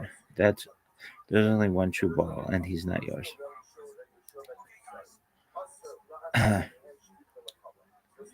Yes, compare. Bet. Let's line up. Okay, so Baal, power through possession, clearing order, master, possession, husband. Would emphasize control, ownership, dependency, authority over something. Why it's risky theologically. It frames a relationship as God owns you, that's true, but easily slides into transactional religion, coercion, fear-based worship. Biblical attention Hashem can be called Baal linguistically, but chooses not to be relationally. That's why Hosea drops the bomb. You will call me something, and no longer call me something else. My husband, Ishi, my husband, and no longer call me Baali. My master's Hosea 2:18. Same intimacy, different power dynamic. Judaism isn't saying God doesn't want relationship defined by ownership, even if he technically could. Okay, now is the A1. Power through covenant. Core meaning by L word. Okay. What it emphasizes authority with responsibility, mutual obligation, structure without erasure of personhood. A servant of A and then D and then O and then N has rights, dignity, legal protections. This fits Torah perfectly. Mitzvot, Brit, covenant, accountability on both sides. The A word says, I command you, but I also bind myself. That's why this becomes the default spoken name in Jewish prayer. Melech, power through legitimacy. Core meaning king. What it emphasizes moral authority, public justice, cosmic order. Melech is not about closeness, it's about cosmic structure. That's why Rosh Hashanah, Hamelech, Elianu, universal kingship, Malkuto, God as a ruler over history. King doesn't own you, king does. King rules because the system recognizes it. This avoids the Baal problem entirely. Why Baal gets exiled but not erased? This is subtle and very Jewish. Baal is true in metaphysical sense, but false in relational deal. So Judaism does not ban the word, pretend it never existed. Instead, it limits the use, reframes intimacy, ishi, attacks the pagan misuse, not the language. Okay, one take of Baal, power without consent. A word, power without covenant, mallet, power without legitimacy. Judaism chooses the last two on purpose. Yo, dog, what's the relation between Melech and Moloch?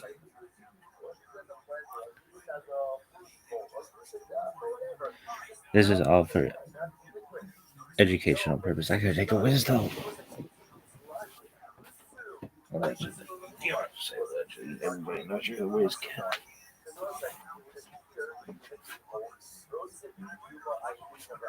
Yo, baby. Time out.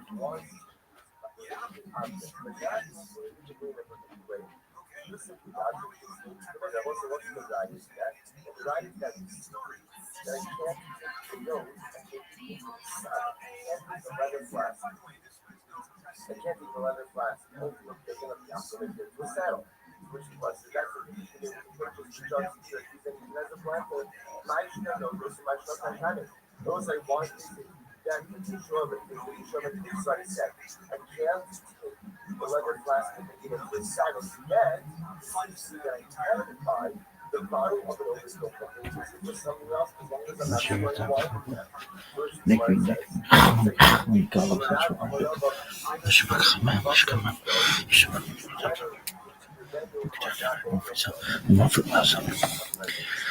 Yo, dog, excellent question. Those two look suspiciously close for a reason, but Judaism is doing something very deliberate here.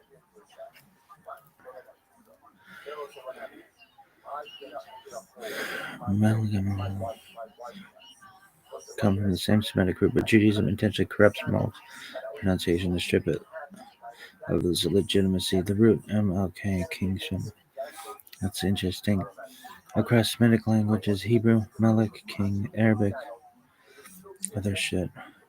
So Malik is clean, legit, boring, English. It just means king. Even one of the 99, who gives a shit about that? So what about the other thing? Because also not the original name of God. Most scholars and Chazal vibes and disagree. The actual title was probably something. Israelites didn't want to say that respectfully, so they intentionally misvocalized it. They took okay and stopped on the vowels from Boshet, shame, and slept on the vowels from Boshet, shame. So Moloch is shameful king. This is not accidental. It's a theological diss. Same move as Ishbaal, Ishboshet, Jerubbaal, Jerubbaal, Jerubbaal. Judaism is basically said, you want me to call it sin king? No, it's a shame.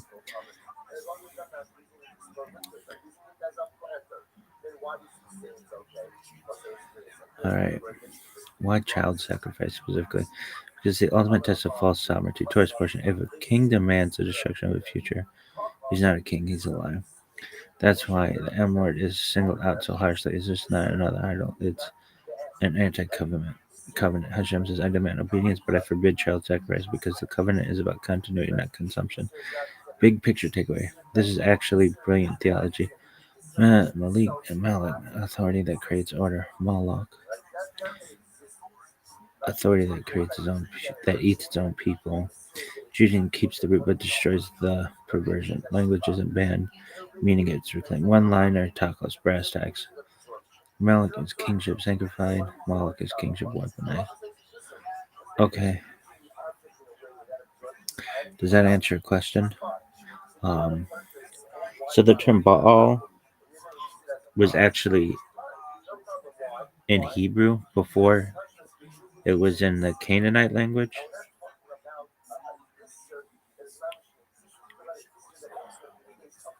Short answer, Tackless. No, not exactly, but you're very close to the right answers. Let me tune it precisely. Hebrew versus Canaanite before, but siblings. Hebrew did not come before Canaanite. They're both of the same Northwest Semitic family, language family. Hebrew, Phoenician, Ugaritic, Moabite, Ammonite. Think dialects on a continuum, not separate inventions. So when we say the root MLK or BL existed, it existed in the shared Semitic linguistic ecosystem before there's a clear Hebrew or Canaanite split. Same words, different theologies, okay? What Judaism claims, this is important. Judaism's claim is not we borrowed pagan god names. Judaism's claim is they took human language and misapplied it to false gods. The Torah assumes the word king, L, M, are neutral. Worship is what makes something idolatrous. So when Tanakh attacks the B1 or M, it's saying you took real concepts and pointed them at nothing. Why it feels like Hebrew came first, because Torah freezes meaning. Pagan religions drift, mutate, rebrand gods constantly. Torah locks roots into a moral grammar, preserves them with covenantal boundaries. So retrospectively, Hebrew feels original and stable, while pagan usage feels derivative, even though linguistically they grew together. The key move Judaism makes, this is the genius part, same root, two paths, one sentence clarity. The words weren't Hebrew first, the meanings were. Hebrew doesn't claim chronological priority, it claims moral priority. Yo, dog, can you give me a list of every name for Hashem in Judaism? Like, ever? Even like the ones that are really long, 72 characters or whatever. Just give me a list. Even if it's 200.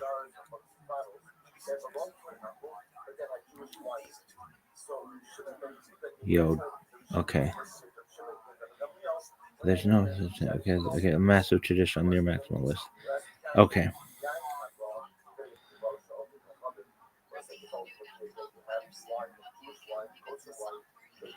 Please provide me with the list with what it means, like broken down in whatever language next to it, please. And any kind of history why that is the word.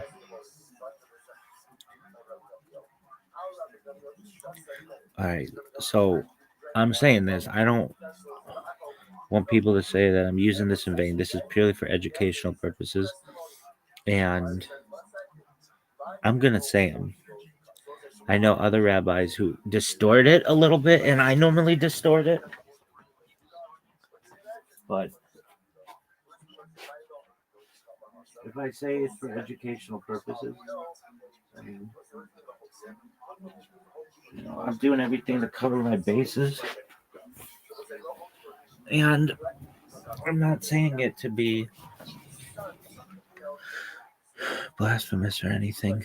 All right, the core biblical names. So there's YH and then WH. You didn't say that one. I know. So this is the Tetragrammaton. Biblical Hebrew. It means he was, he is, he will be. History revealed to Moshe at the burning bush. Shemot 3:14 represents existence itself, not a role attribute, proper name, not a title, never pronounced as written after the temple era. Idea: God as absolute being beyond time. How is it pronounced? Do you know? Yeah. Do you want to say it? It would be like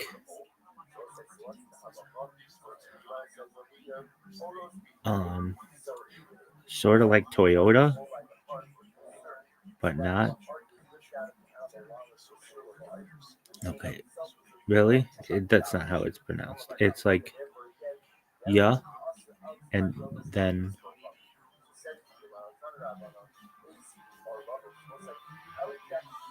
hove, and then uh. Really? Yeah. That's how it's pronounced. Hmm. Okay. Next one's a one. It's A, and then don, and then I. How's this one pronounced? Adonai. You know this one. Language Hebrew. It means my Lord. Plural of majesty. Master, Lord. History. Used as a spoken substitute for the Y one. Emphasizes authority and relationship. Lord, servant, covenantal authority. This one. Uh, L, E, and then L. Okay. Northwest Semitic, Hebrew, Ugaritic, Phoenician, power, might, history, ancient common Semitic word, used for God and for false gods. Context determines meaning. Idea, raw divine power. Next one is Eloah, and then Oah. Hebrew, singular, God, same as El. History, more common in Eov, singular form of Elohim. Next is Elohim, Hebrew, God, grammatically plural, conceptually singular.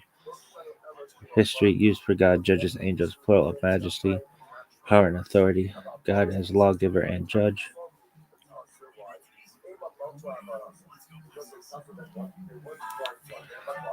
Next, Shaddai, Hebrew, possible meetings, Macholet, Machloket, Almighty, sufficient, the one who sets limits. History, patriarchal name, Abraham era, associated with protection and boundaries. Next is Zivaot, Zivaot, Hebrew, host, armies, prophetic books, God as commander of cosmic forces. Compound biblical names, Hebrew. These combine the name of the transcription. So there's Lord of Hosts, so the Y one, and then Zivaot, Elyon, God Most High, used by Melchizedek, El Olam, everlasting God,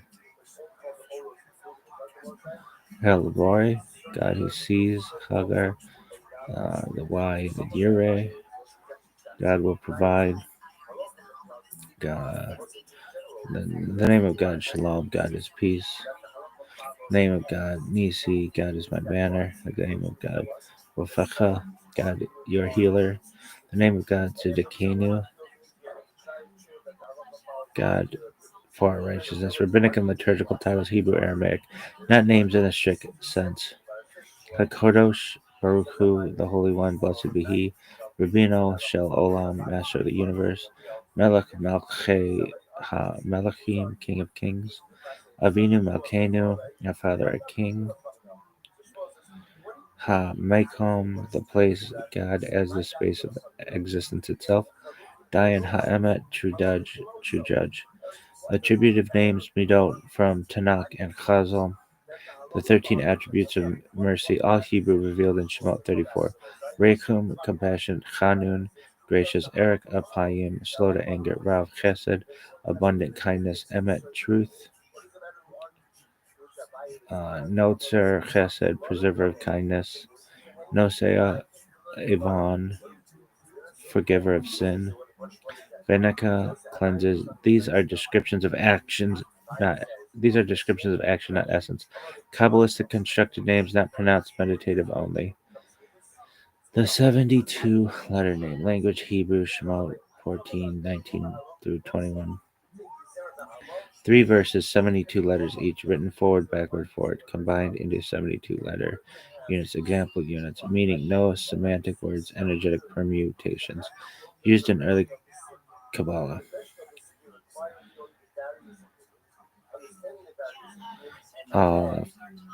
42, the letter name from Anna Bokeak, represents creation process. 12-letter name, temple era priestly knowledge associated with blessing. Cross language parallels not Jewish names but related roots. Melech Arabic, Eloha Aramaic, Theos Greek. Big meditator. Judaism does not believe God has names. Judaism believes human humans name how God refers to humans name how God relates to us. Different names equals different interfaces, not different beings. One line tackle list. The more names you list, the clearer it becomes none of them are the name. No, dog, give me the 72 letter one, the 42 letter one, the 12 letter one. And what are the 72 names of God?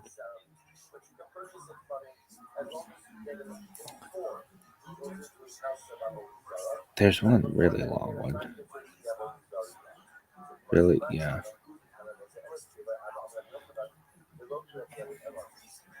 Okay, 72 names. Shem Ha Mephorash is Kabbalistic mystical construct, not a literal name of God like the other stuff. The idea comes from a mystical reading of Exodus 14:19 through 21. Okay, they produce 70. Okay, when arranged in specific pattern, they produce 72 three-letter combos. Traditional Judaism does not teach these as names of God, but pronounce in prayer words that they are part of mystical contemplation and meditation in earlier and later Kabbalistic streams. So I'm about to list is a later mystical tradition, not from straightforward text of the Torah. The 72 names, triples, Hebrews, and transliteration. These are called the 72 names of God in Kabbalistic and esoteric sources. Each name is a triplet of Hebrew letters derived from permutation of the Exodus passages. Before below are the traditional 72 triplets in order. I'll include Hebrew, a common transliteration, and a very short traditional meaning or symbolic association. Meaning Meanings are mystical interpretations, not literal grammar. This is not. I mean, it's fine.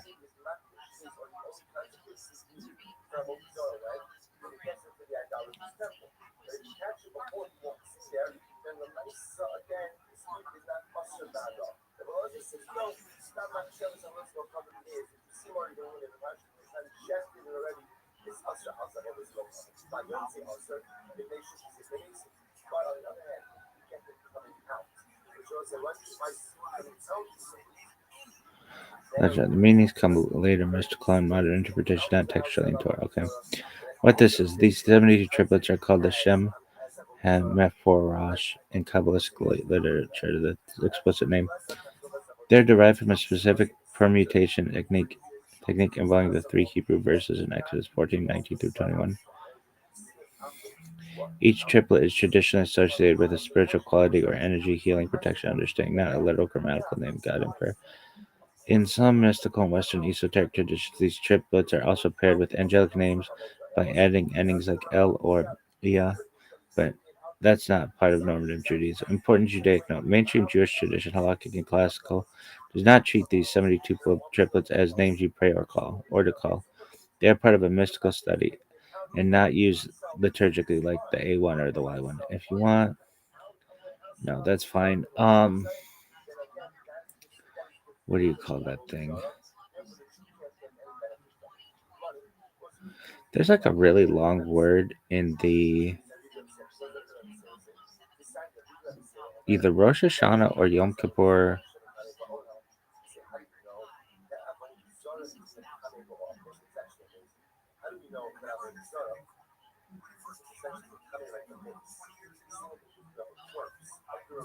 Writings. It's like really long. What word would this be? It's like 72 characters long. It takes up like the whole page. And the Moxar? Yeah. I know exactly what you're pointing at. And you're not wild. People remember single insanely long. You're the 42 letter name of God, which appears encoded in the prayer Honorable Kayak, and it's said on Rosh Hashanah, Yom Kippur, and throughout the year. It looks like one mess even though it's technically broken into lines.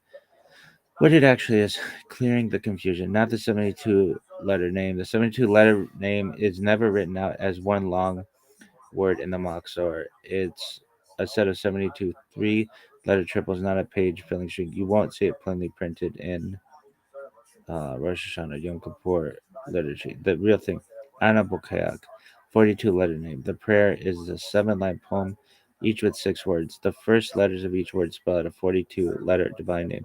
The acoustic is what people mean when they say, "There's a name so long it takes up the whole page." In some old Maxorim or Kabbalistic layouts, the 42 letters are written continuously, which makes it look like one gigantic word. Why you see it in Rosh Hashanah and Yom Kippur? Because the 42-letter name is associated with creation, abiding, transition, judgment, mercy, spiritual ascent, which is exactly the theme of Rosh Hashanah: creation and kingship, Yom Kippur, release, cleansing, return. The very first line even says, "Unite the bound." That's pure Yom Kippur energy. Why people remember it is one word. 3 reasons. Kabbalistic formatting. Some Siddurim stack or compress it. It's not read like normal Hebrew. People are told not to pronounce the name itself. Psychological effect. Your brain clocks it as a single object, not language. So memory collapses it into one master. What is not? Just to lock it in. It's not Unatena Tokev, not Avina Malkina, not Vidui, not the 72. It's Anabokeak. Okay. All right, so put the 42-letter name down and transliterate it and what it means. Translate it as well.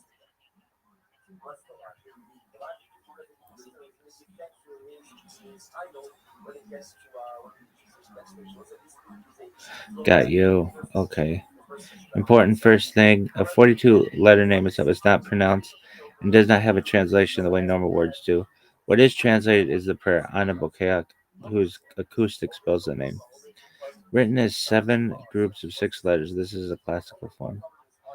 If you collapse it, it makes it look like one giant word. Yeah, that's what it looks like. Do not read or pronounce this as a word. It's a letter structure, not a spoken name. Transliteration, letter by letter. This is going to help you identify it, not vocalize them. Nobody can read that.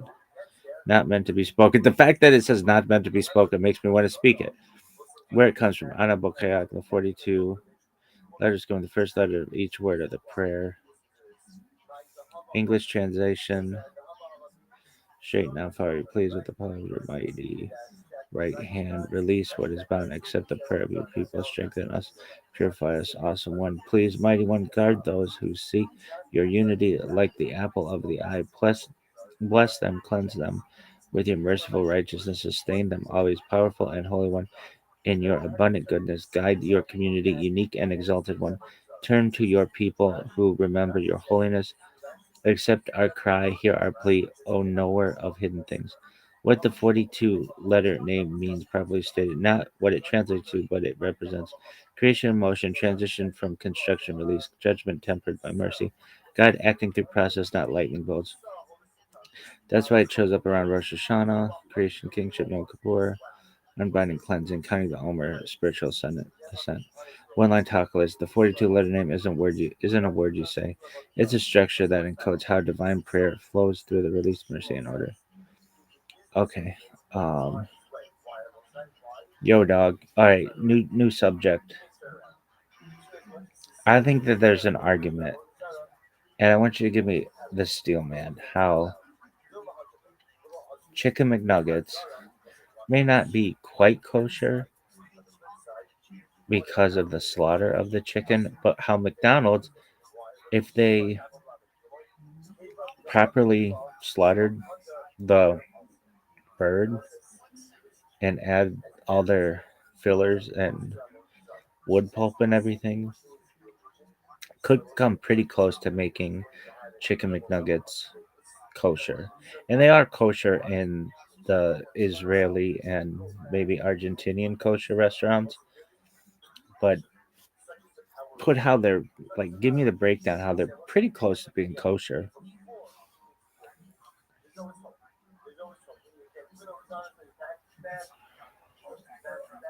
Yo, dog, fun topic. And you're right. There's a legit steelman argument that regular U.S. McNuggets are almost kosher in some technical ways, while still very not kosher in the ways that actually matter. Let's do this clean, halakhic, and honest. Now, here's the thing, kids. I had this dream. This is what caused all this to happen. And I won't go into the dream right now, but it changed my life. And I was at a tough time in my world. Um, it was a pandemic, and everybody was alone. And I had a, I had actually a dream, and then I had another dream that basically like gave me the idea of a lot of what I'm doing would happen. Not exact though. Hasn't been perfect. I don't want to go into the dream right now, but basically it was like the rabbit. It was unlike any dream that I ever had, and it's still very vivid to me. And like all my other dreams, kind of just brush over. But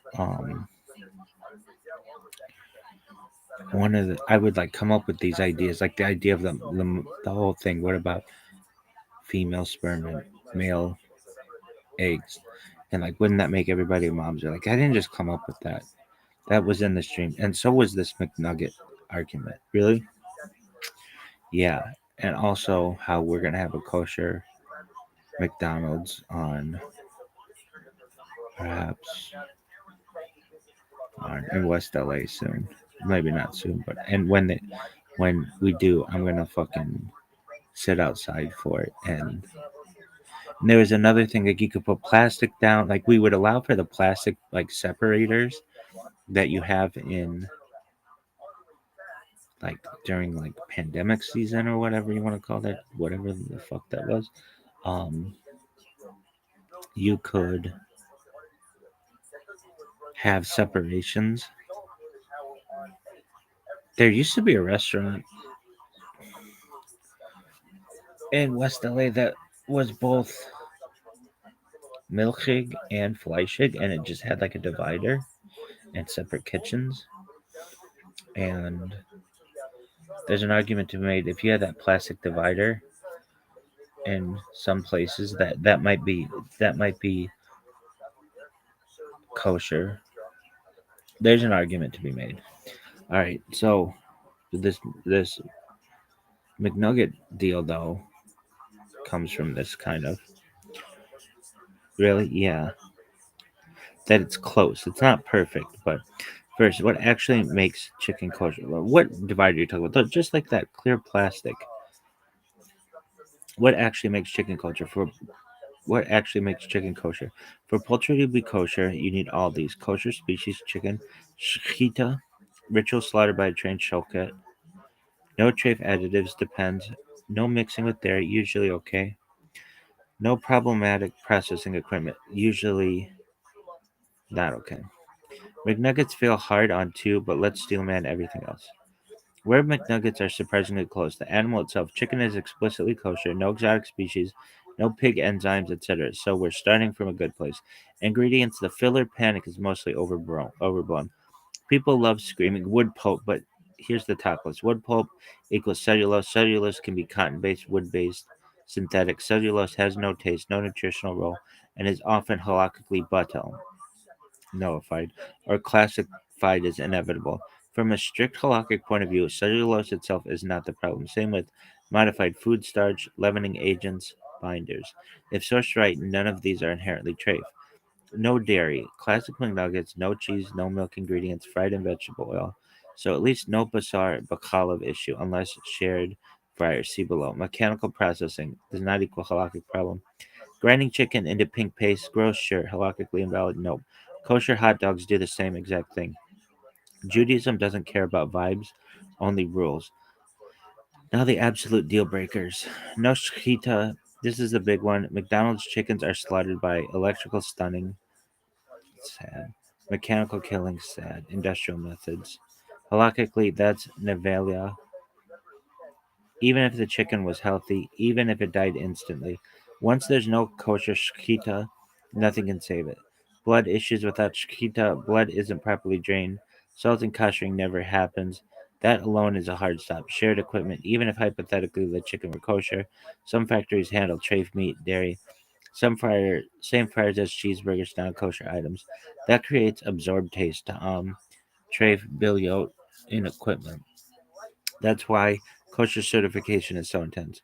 Why McNuggets are kosher in Israel and sometimes Argentina. This is where your intuition really shines. In kosher McDonald's, chickens are shechted, meat is koshered, ingredients are vetted, separate equipment, rabbinic supervision. And guess what? They still use fillers, they still grind the meat, they still taste like McNuggets, meaning the fillers were never the real problem. The Steelman conclusion. Here's the strongest honest argument you can make. Chicken McNuggets are conceptually very close to kosher because the species is kosher, the additives are largely halakhically neutral. There's no dairy issue, and identical products are kosher when slaughter and supervision are correct. But without shkita and kosher equipment, the U.S. version remains completely treif. That's a clean steamer. One line tackless, brass tacks. McNuggets aren't unkosher because they're gross.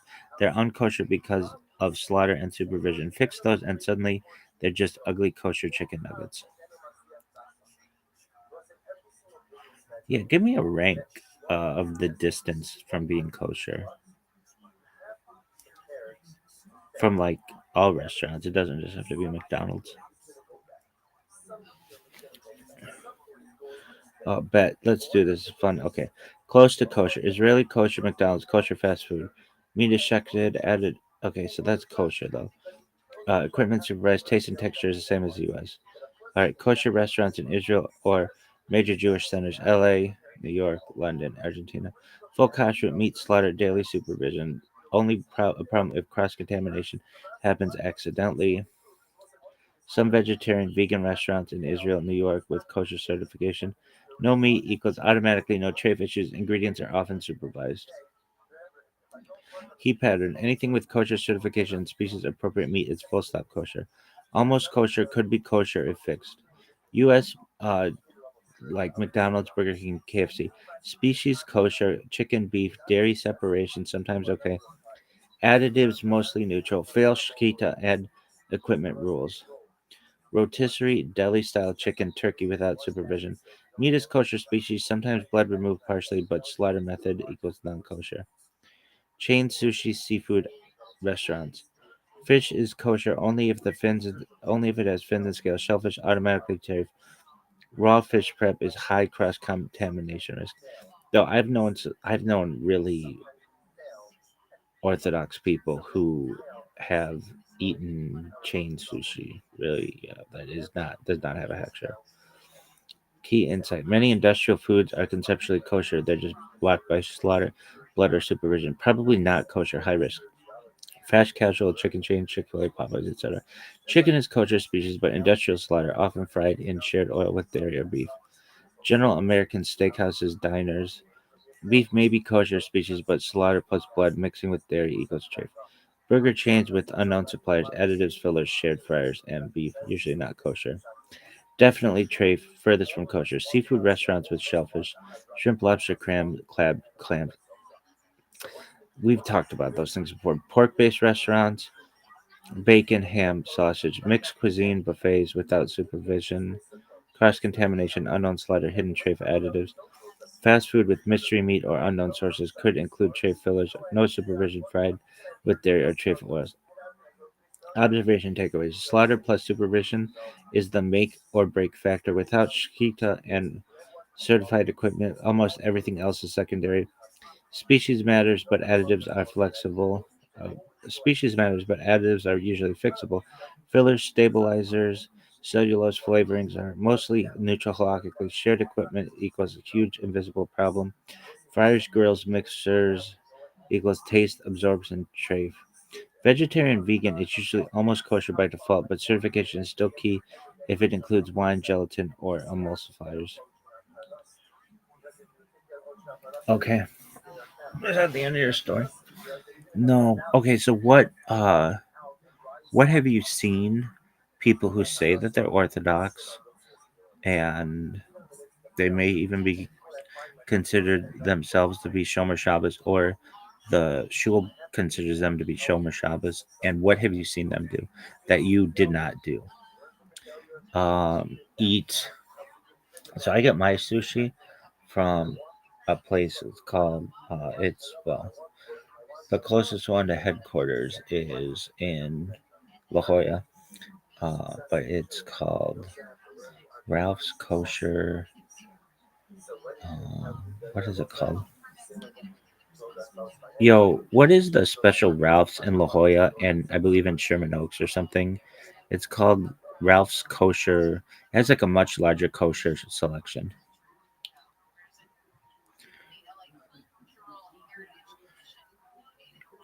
I went there with my family and we bought so much. What is it? Um, it's a kosher experience.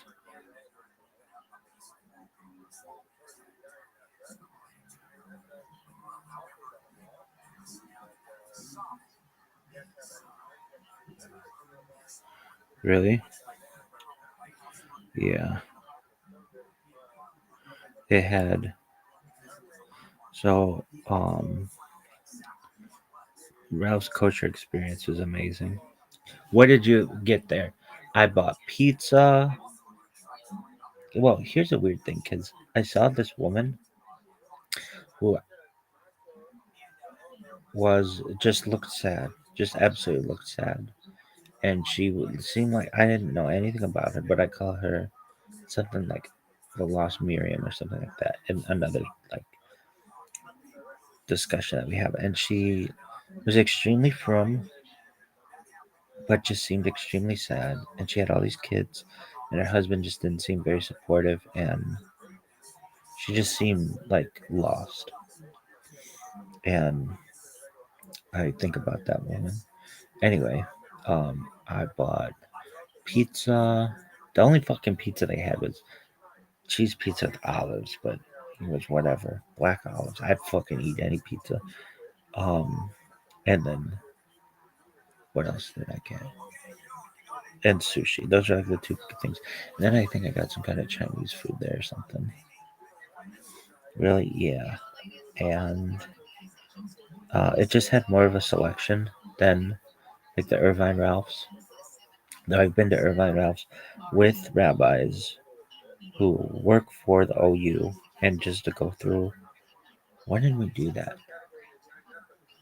Um, it was cool, like learning about all the different textures and stuff. It's just part of my learning in the past. And but for what was that? I don't know. I think we just took a tour of a grocery store, which was interesting. Um, anything else?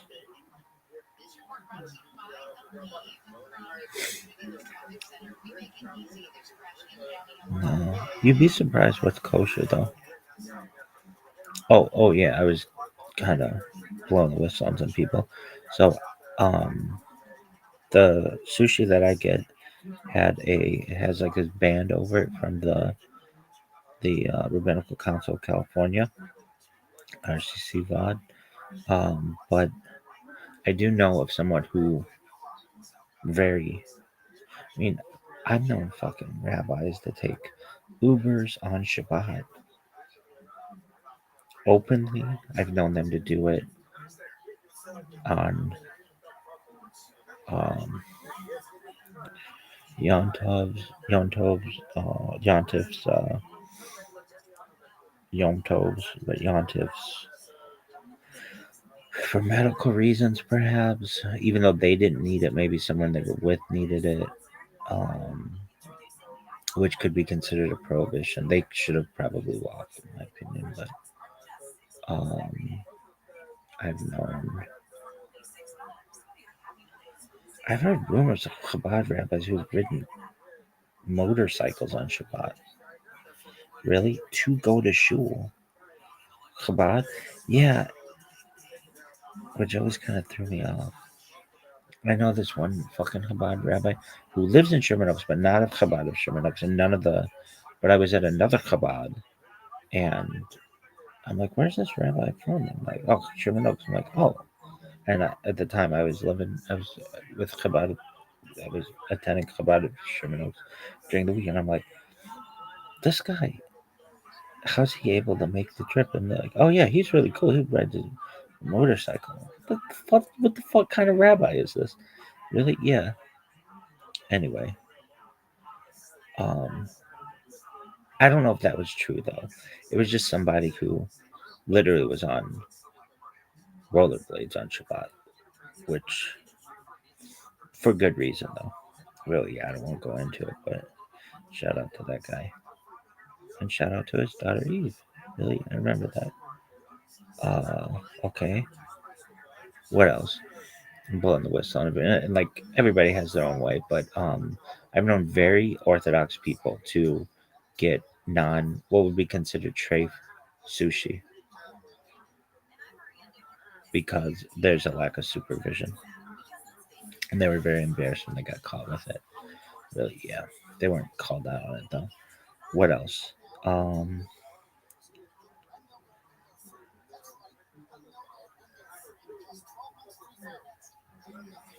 there's an argument to be made aside from the rennet issue. Like most government cheese is kosher, government milk is kosher. There's Chalav Israel, but that's another thing. There's another one. Oh, I know somebody who liked Domino's pizza, and they made the argument that Domino's pizza was kosher, which it's not. But they said because all it uses is like flour, sugar, sauce, tomatoes, and cheese. They weren't that kosher. They weren't that fucking orthodox though. What I'm saying is like everybody has it's a sliding scale. I can tell you this though, when I'm on my A game, there's no one better for like the budget that I have. I'm at the far fucking end, as strict as you can be. How strict would you be? Well, I never eat anywhere that wasn't kosher when under like the perfect situation. No vegan restaurants, which I know that's a big one. Oh yeah, that's a big one. Fucking Orthodox people go to some Orthodox people go to vegan restaurants. I wouldn't do that. And I know some fucking people who consider themselves Orthodox who will go to restaurants and order fish or chicken. No, not chicken, just fish. They'll just eat fish when they go out. And that's not kosher. Really, yeah. And I know that they'll get married to other people who do that, which is a fucked up situation. That's not kosher. But they bend the rules. Would you consider that kosher? Fuck no. But they're whatever. I don't want to get into it. It pisses me off. But would you do any of that? Fuck no. Really? Um, Not when I'm firing on all cylinders. If you had a gun in my head, my life were on the line, I would do what I had to do to get by. But all right, so like if I'm in the middle of fucking street in Ho Chi Minh City, I'll eat whatever I have to eat to survive. You've got a gun to my head, but everybody would understand that for the preservation of a Jewish life. All right, are you done? Are you done with this fucking story? You have anything else, Mr. McNugget? No. Um, let's look that one up. Yo, dog, you know those plastic dividers that were like really big during the pandemic? Please give me a steelman argument how a restaurant could use those to perhaps have meat and milk in the same large kitchen, but just with that divider and not have like contamination. Like, I think it could be done. And I've known restaurants that have had either separate kitchens for milk and meat to be in the same restaurant. That's happened. So give me a steel man how this would be done with the plastic, either sheeting or plastic dividers that it's like a plastic sheet or but hard, not necessarily like soft. Yo, dog, this is a really interesting halakhic engineering thought experiment. Let's steelman it properly. I'll break it down step by step with all the kosher reasoning, logistics, and practical engineering considerations. Goal: allow milk and dairy prep in the same physical kitchen using physical dividers, plastic sheets, plexiglass. That's what I'm thinking. or solid panels without causing kosher contamination. The halakhic problem. In a standard kosher kitchen, basar b'chalav, milk and meat, is completely forbidden to mix. Kosher law doesn't just prohibit direct mixing, it prohibits contact between utensils, steam, vapor transfer, splashing of liquids or fats, absorption into countersinks and equipment. Traditional solution. Separate kitchens, utensils, and sinks. The plastic divider concept. Idea. Use a physical barrier to separate meat and dairy areas in the same room. Could be hard plexiglass panels, thick acrylic sheets, or semi rigid plastic partitions. The divider goes floor to ceiling or nearly so, minimizing airflow over the other section. Optional small sealed pass throughs or ingredients cleaned on both sides. Steel man argument halakhically. No direct contact if meat utensils, counters, and sinks never touch the dairy side. No prohibition concerns. No prohibition occurs. No transfer by aerosol or steam. A full height hard plastic divider stops splashes and reduces vapors. Fat steam droplets from crossing sides can add airflow control. Separate vents to prevent fat steam from drifting over. Color coded and dedicated tools. Each side has completely separate knives, boards, utensils, pots, pans. Utensils never cross. Divider serves as visual and physical reminder. Surface material and cleaning. Surface material and cleaning. Plastic is non-porous, smooth, easy to clean. Each side can be sanitized according to kosher rules without affecting the other side. Optional rabbinic supervisor protocols. Rabbi can approve the divider system as equivalent to separate walls of all utensils, surfaces, and airflow ends are separated. Daily inspection ensures no mixing. Engineering details, considerations, splashing, solid floor to ceiling panels extend panels 2 to 3 inches beyond prep surfaces, steam fumes, separate ventilation ducts, or negative pressure on each side, utensil drift, color coded tools, tool storage locked on each side, ingredient transfer, pass through window with double doors like hospital airlocks. Cleaning, each side has separate sinks, cleaning solutions, and cloths, sponges, accidental contact, clear signage, visual markers on floors, supervised training, how it compares to fully separate kitchens. So, the metric full separate kitchens is maximum halakhic safety divider solution, high if engineered correctly. The cost of two kitchens is really expensive. The panels are medium and airflow. Staff efficiency is medium for multiple kitchens, but for the plastic one, it's high. Single staff can work both sides. Supervision is required for two kitchens and perhaps slightly more intensive for the plastic one. Bottom line, full kosher integrity is preserved if you control airflow, splashing, utensils, and surfaces.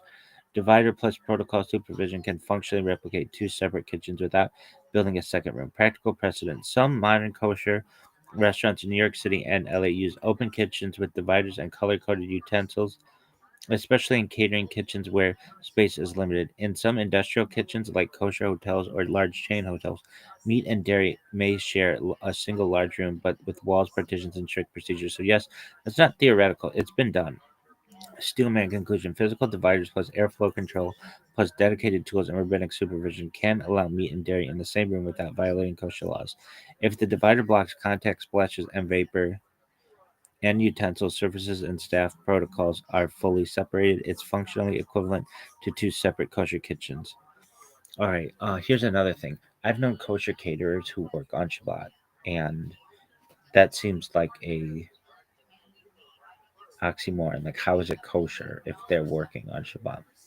Yeah, let's go to this. Oh, and I've known kosher establishments with fucking Rabbinical Council of California hectures that are open for private events on Shabbat, which and they take. I mean, I know they may get paid in advance, but I've known mashgiachs who fucking work on Shabbat, which none of this stuff is should be allowed. Really? Yeah. The fucking LA's the wild, wild west. Really? Yeah, but I'm sure other places are. I'm sure it's better than most places, actually. Anyway, it's just nobody does it the way I do it. When we're firing on all cylinders, kids. Really? Yeah. It's very political. That's the thing I hate the most about it all. If you have a lot of money, you can get away with a lot more shit. Really? Yeah. What else did you want to say? Um. Oh yeah. Give me a steelman argument how McDonald's coffee, just plain black coffee, is kosher. Yo, dog, I got you. Let's steel man why plain black coffee at McDonald's could be considered kosher. Ingredients are inherently kosher. Coffee beans are plants, which are inherently kosher. Hot water and standard coffee filters have no animal products or non kosher additives. No milk, cream flavorings, or emulsifiers are present in plain black coffee. No equipment contamination conceptually. Coffee is brewed in dedicated coffee machines separate from meat or dairy prep lines. Drip machines or single serve brewers typically don't touch non kosher foods, so the coffee itself doesn't acquire taste from non kosher sources. Additives are optional as long as you don't add creamage, flavor, syrups, or milk. Then plain black coffee remains plant based and kosher. Minimal concern for taste absorption. Kosher law cares about transfer of taste from non-kosher sources. Black coffee brewing doesn't interact with meat or dairy, so no absorbed taste occurs. Summary: Steelman argument. Plain black coffee is intrinsically kosher because its ingredients are plant-based. The brewing equipment doesn't mix meat or dairy flavors, and no additives compromise kashrut. The only caveat would be the unusual cross-contamination, like a flavored syrup line, but standard drip coffee is safe. One line top list. A plain McDonald's black coffee is basically kosher by default. No supervision needed as long as you skip the dairy and flavorings.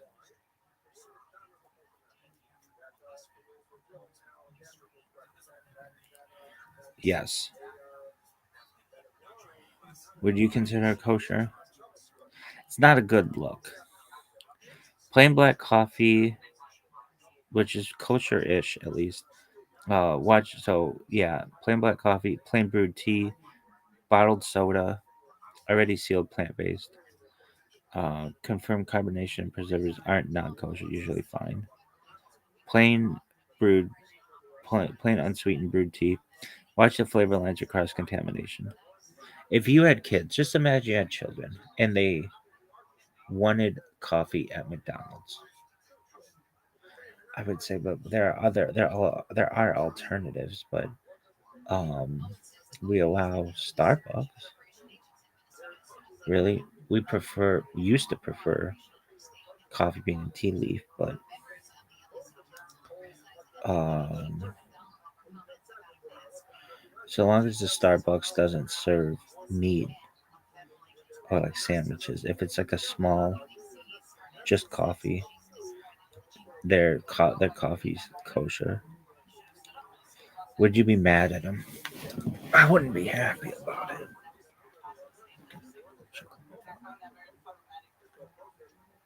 Well, I'll say this: if they were under the same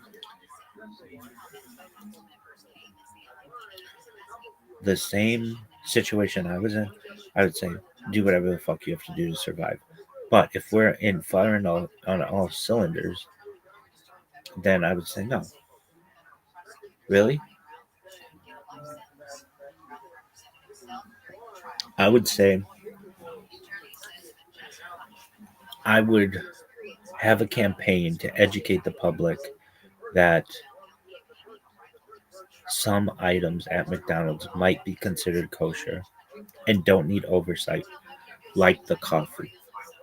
And if we put it out there, then then I would be okay with it. Really, yeah, because there's a difference between Starbucks and McDonald's. McDonald's is serving tray. Starbucks generally has prepackaged stuff, but they serve meat. Yeah, but it's prepackaged.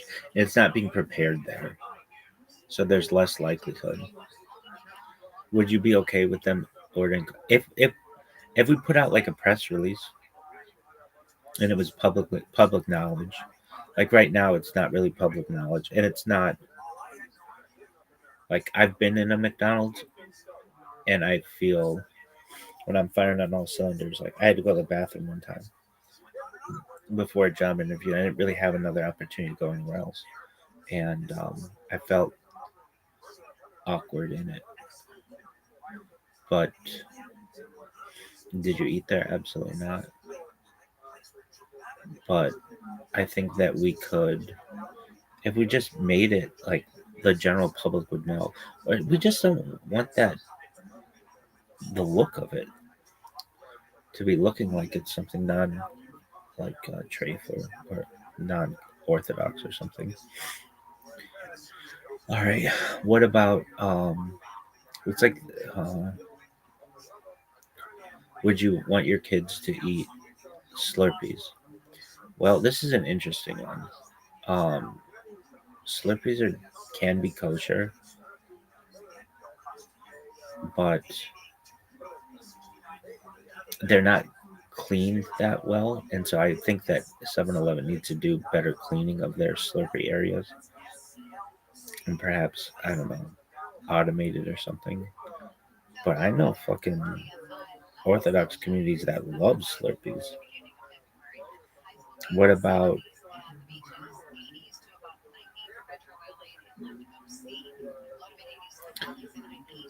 um? You know what? Here's an interesting one, and people are gonna say, Rabbi, this is the Mandela effect, but it's not. It's not. I really do remember this. I remember I was playing golf one summer, and we had Coca Cola cans, which is its own argument of what the list of ingredients, and Coca Cola doesn't want to pay for the hexture and all of that. And I understand. But I'm telling you, you can fucking put me in the middle of Ho Chi Minh City, and I have a witness to this, that there was an OU hexture on the Coca Cola can. And it wasn't just one time, it was like for that summer. It was like they were test running it. And I mean, you can get kosher Coca Cola, and the only ones that aren't generally are the Mexican ones. But especially around Pesach with the yellow caps. Anyway,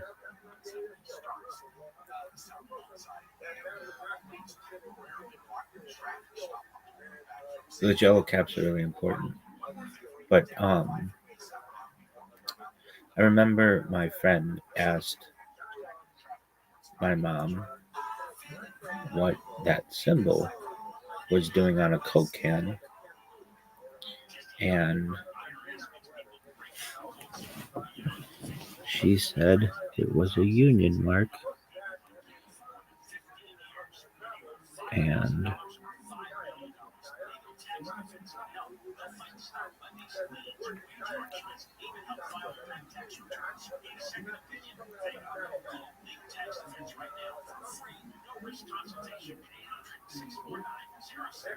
it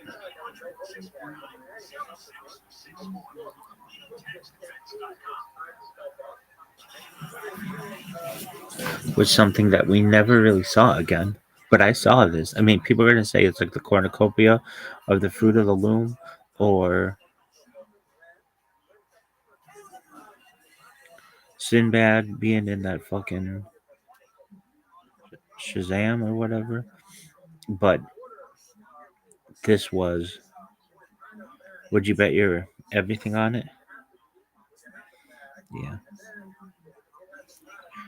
But I've never seen it, and it's never been published. And um,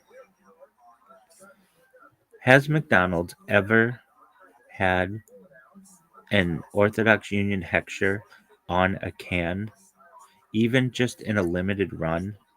Is it anywhere that there's evidence of this?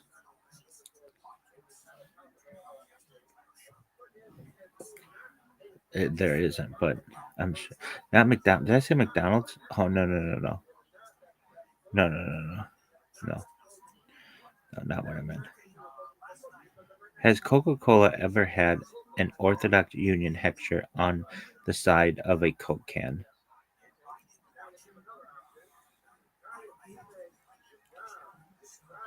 I'm sure it hasn't, but I know I saw it. Has Coca Cola ever had a hexture? Yes, but only in specific cases, not as a regular everyday labeling. There are documented situations where Coca Cola products have carried an OU mark on the packaging, including on caps or bottles, especially for special kosher versions of the drink.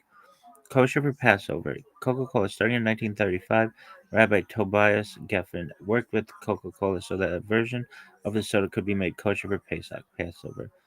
Today, the Passover friendly version is marked with a yellow cap and an OUP hexture indicating kosher for Passover.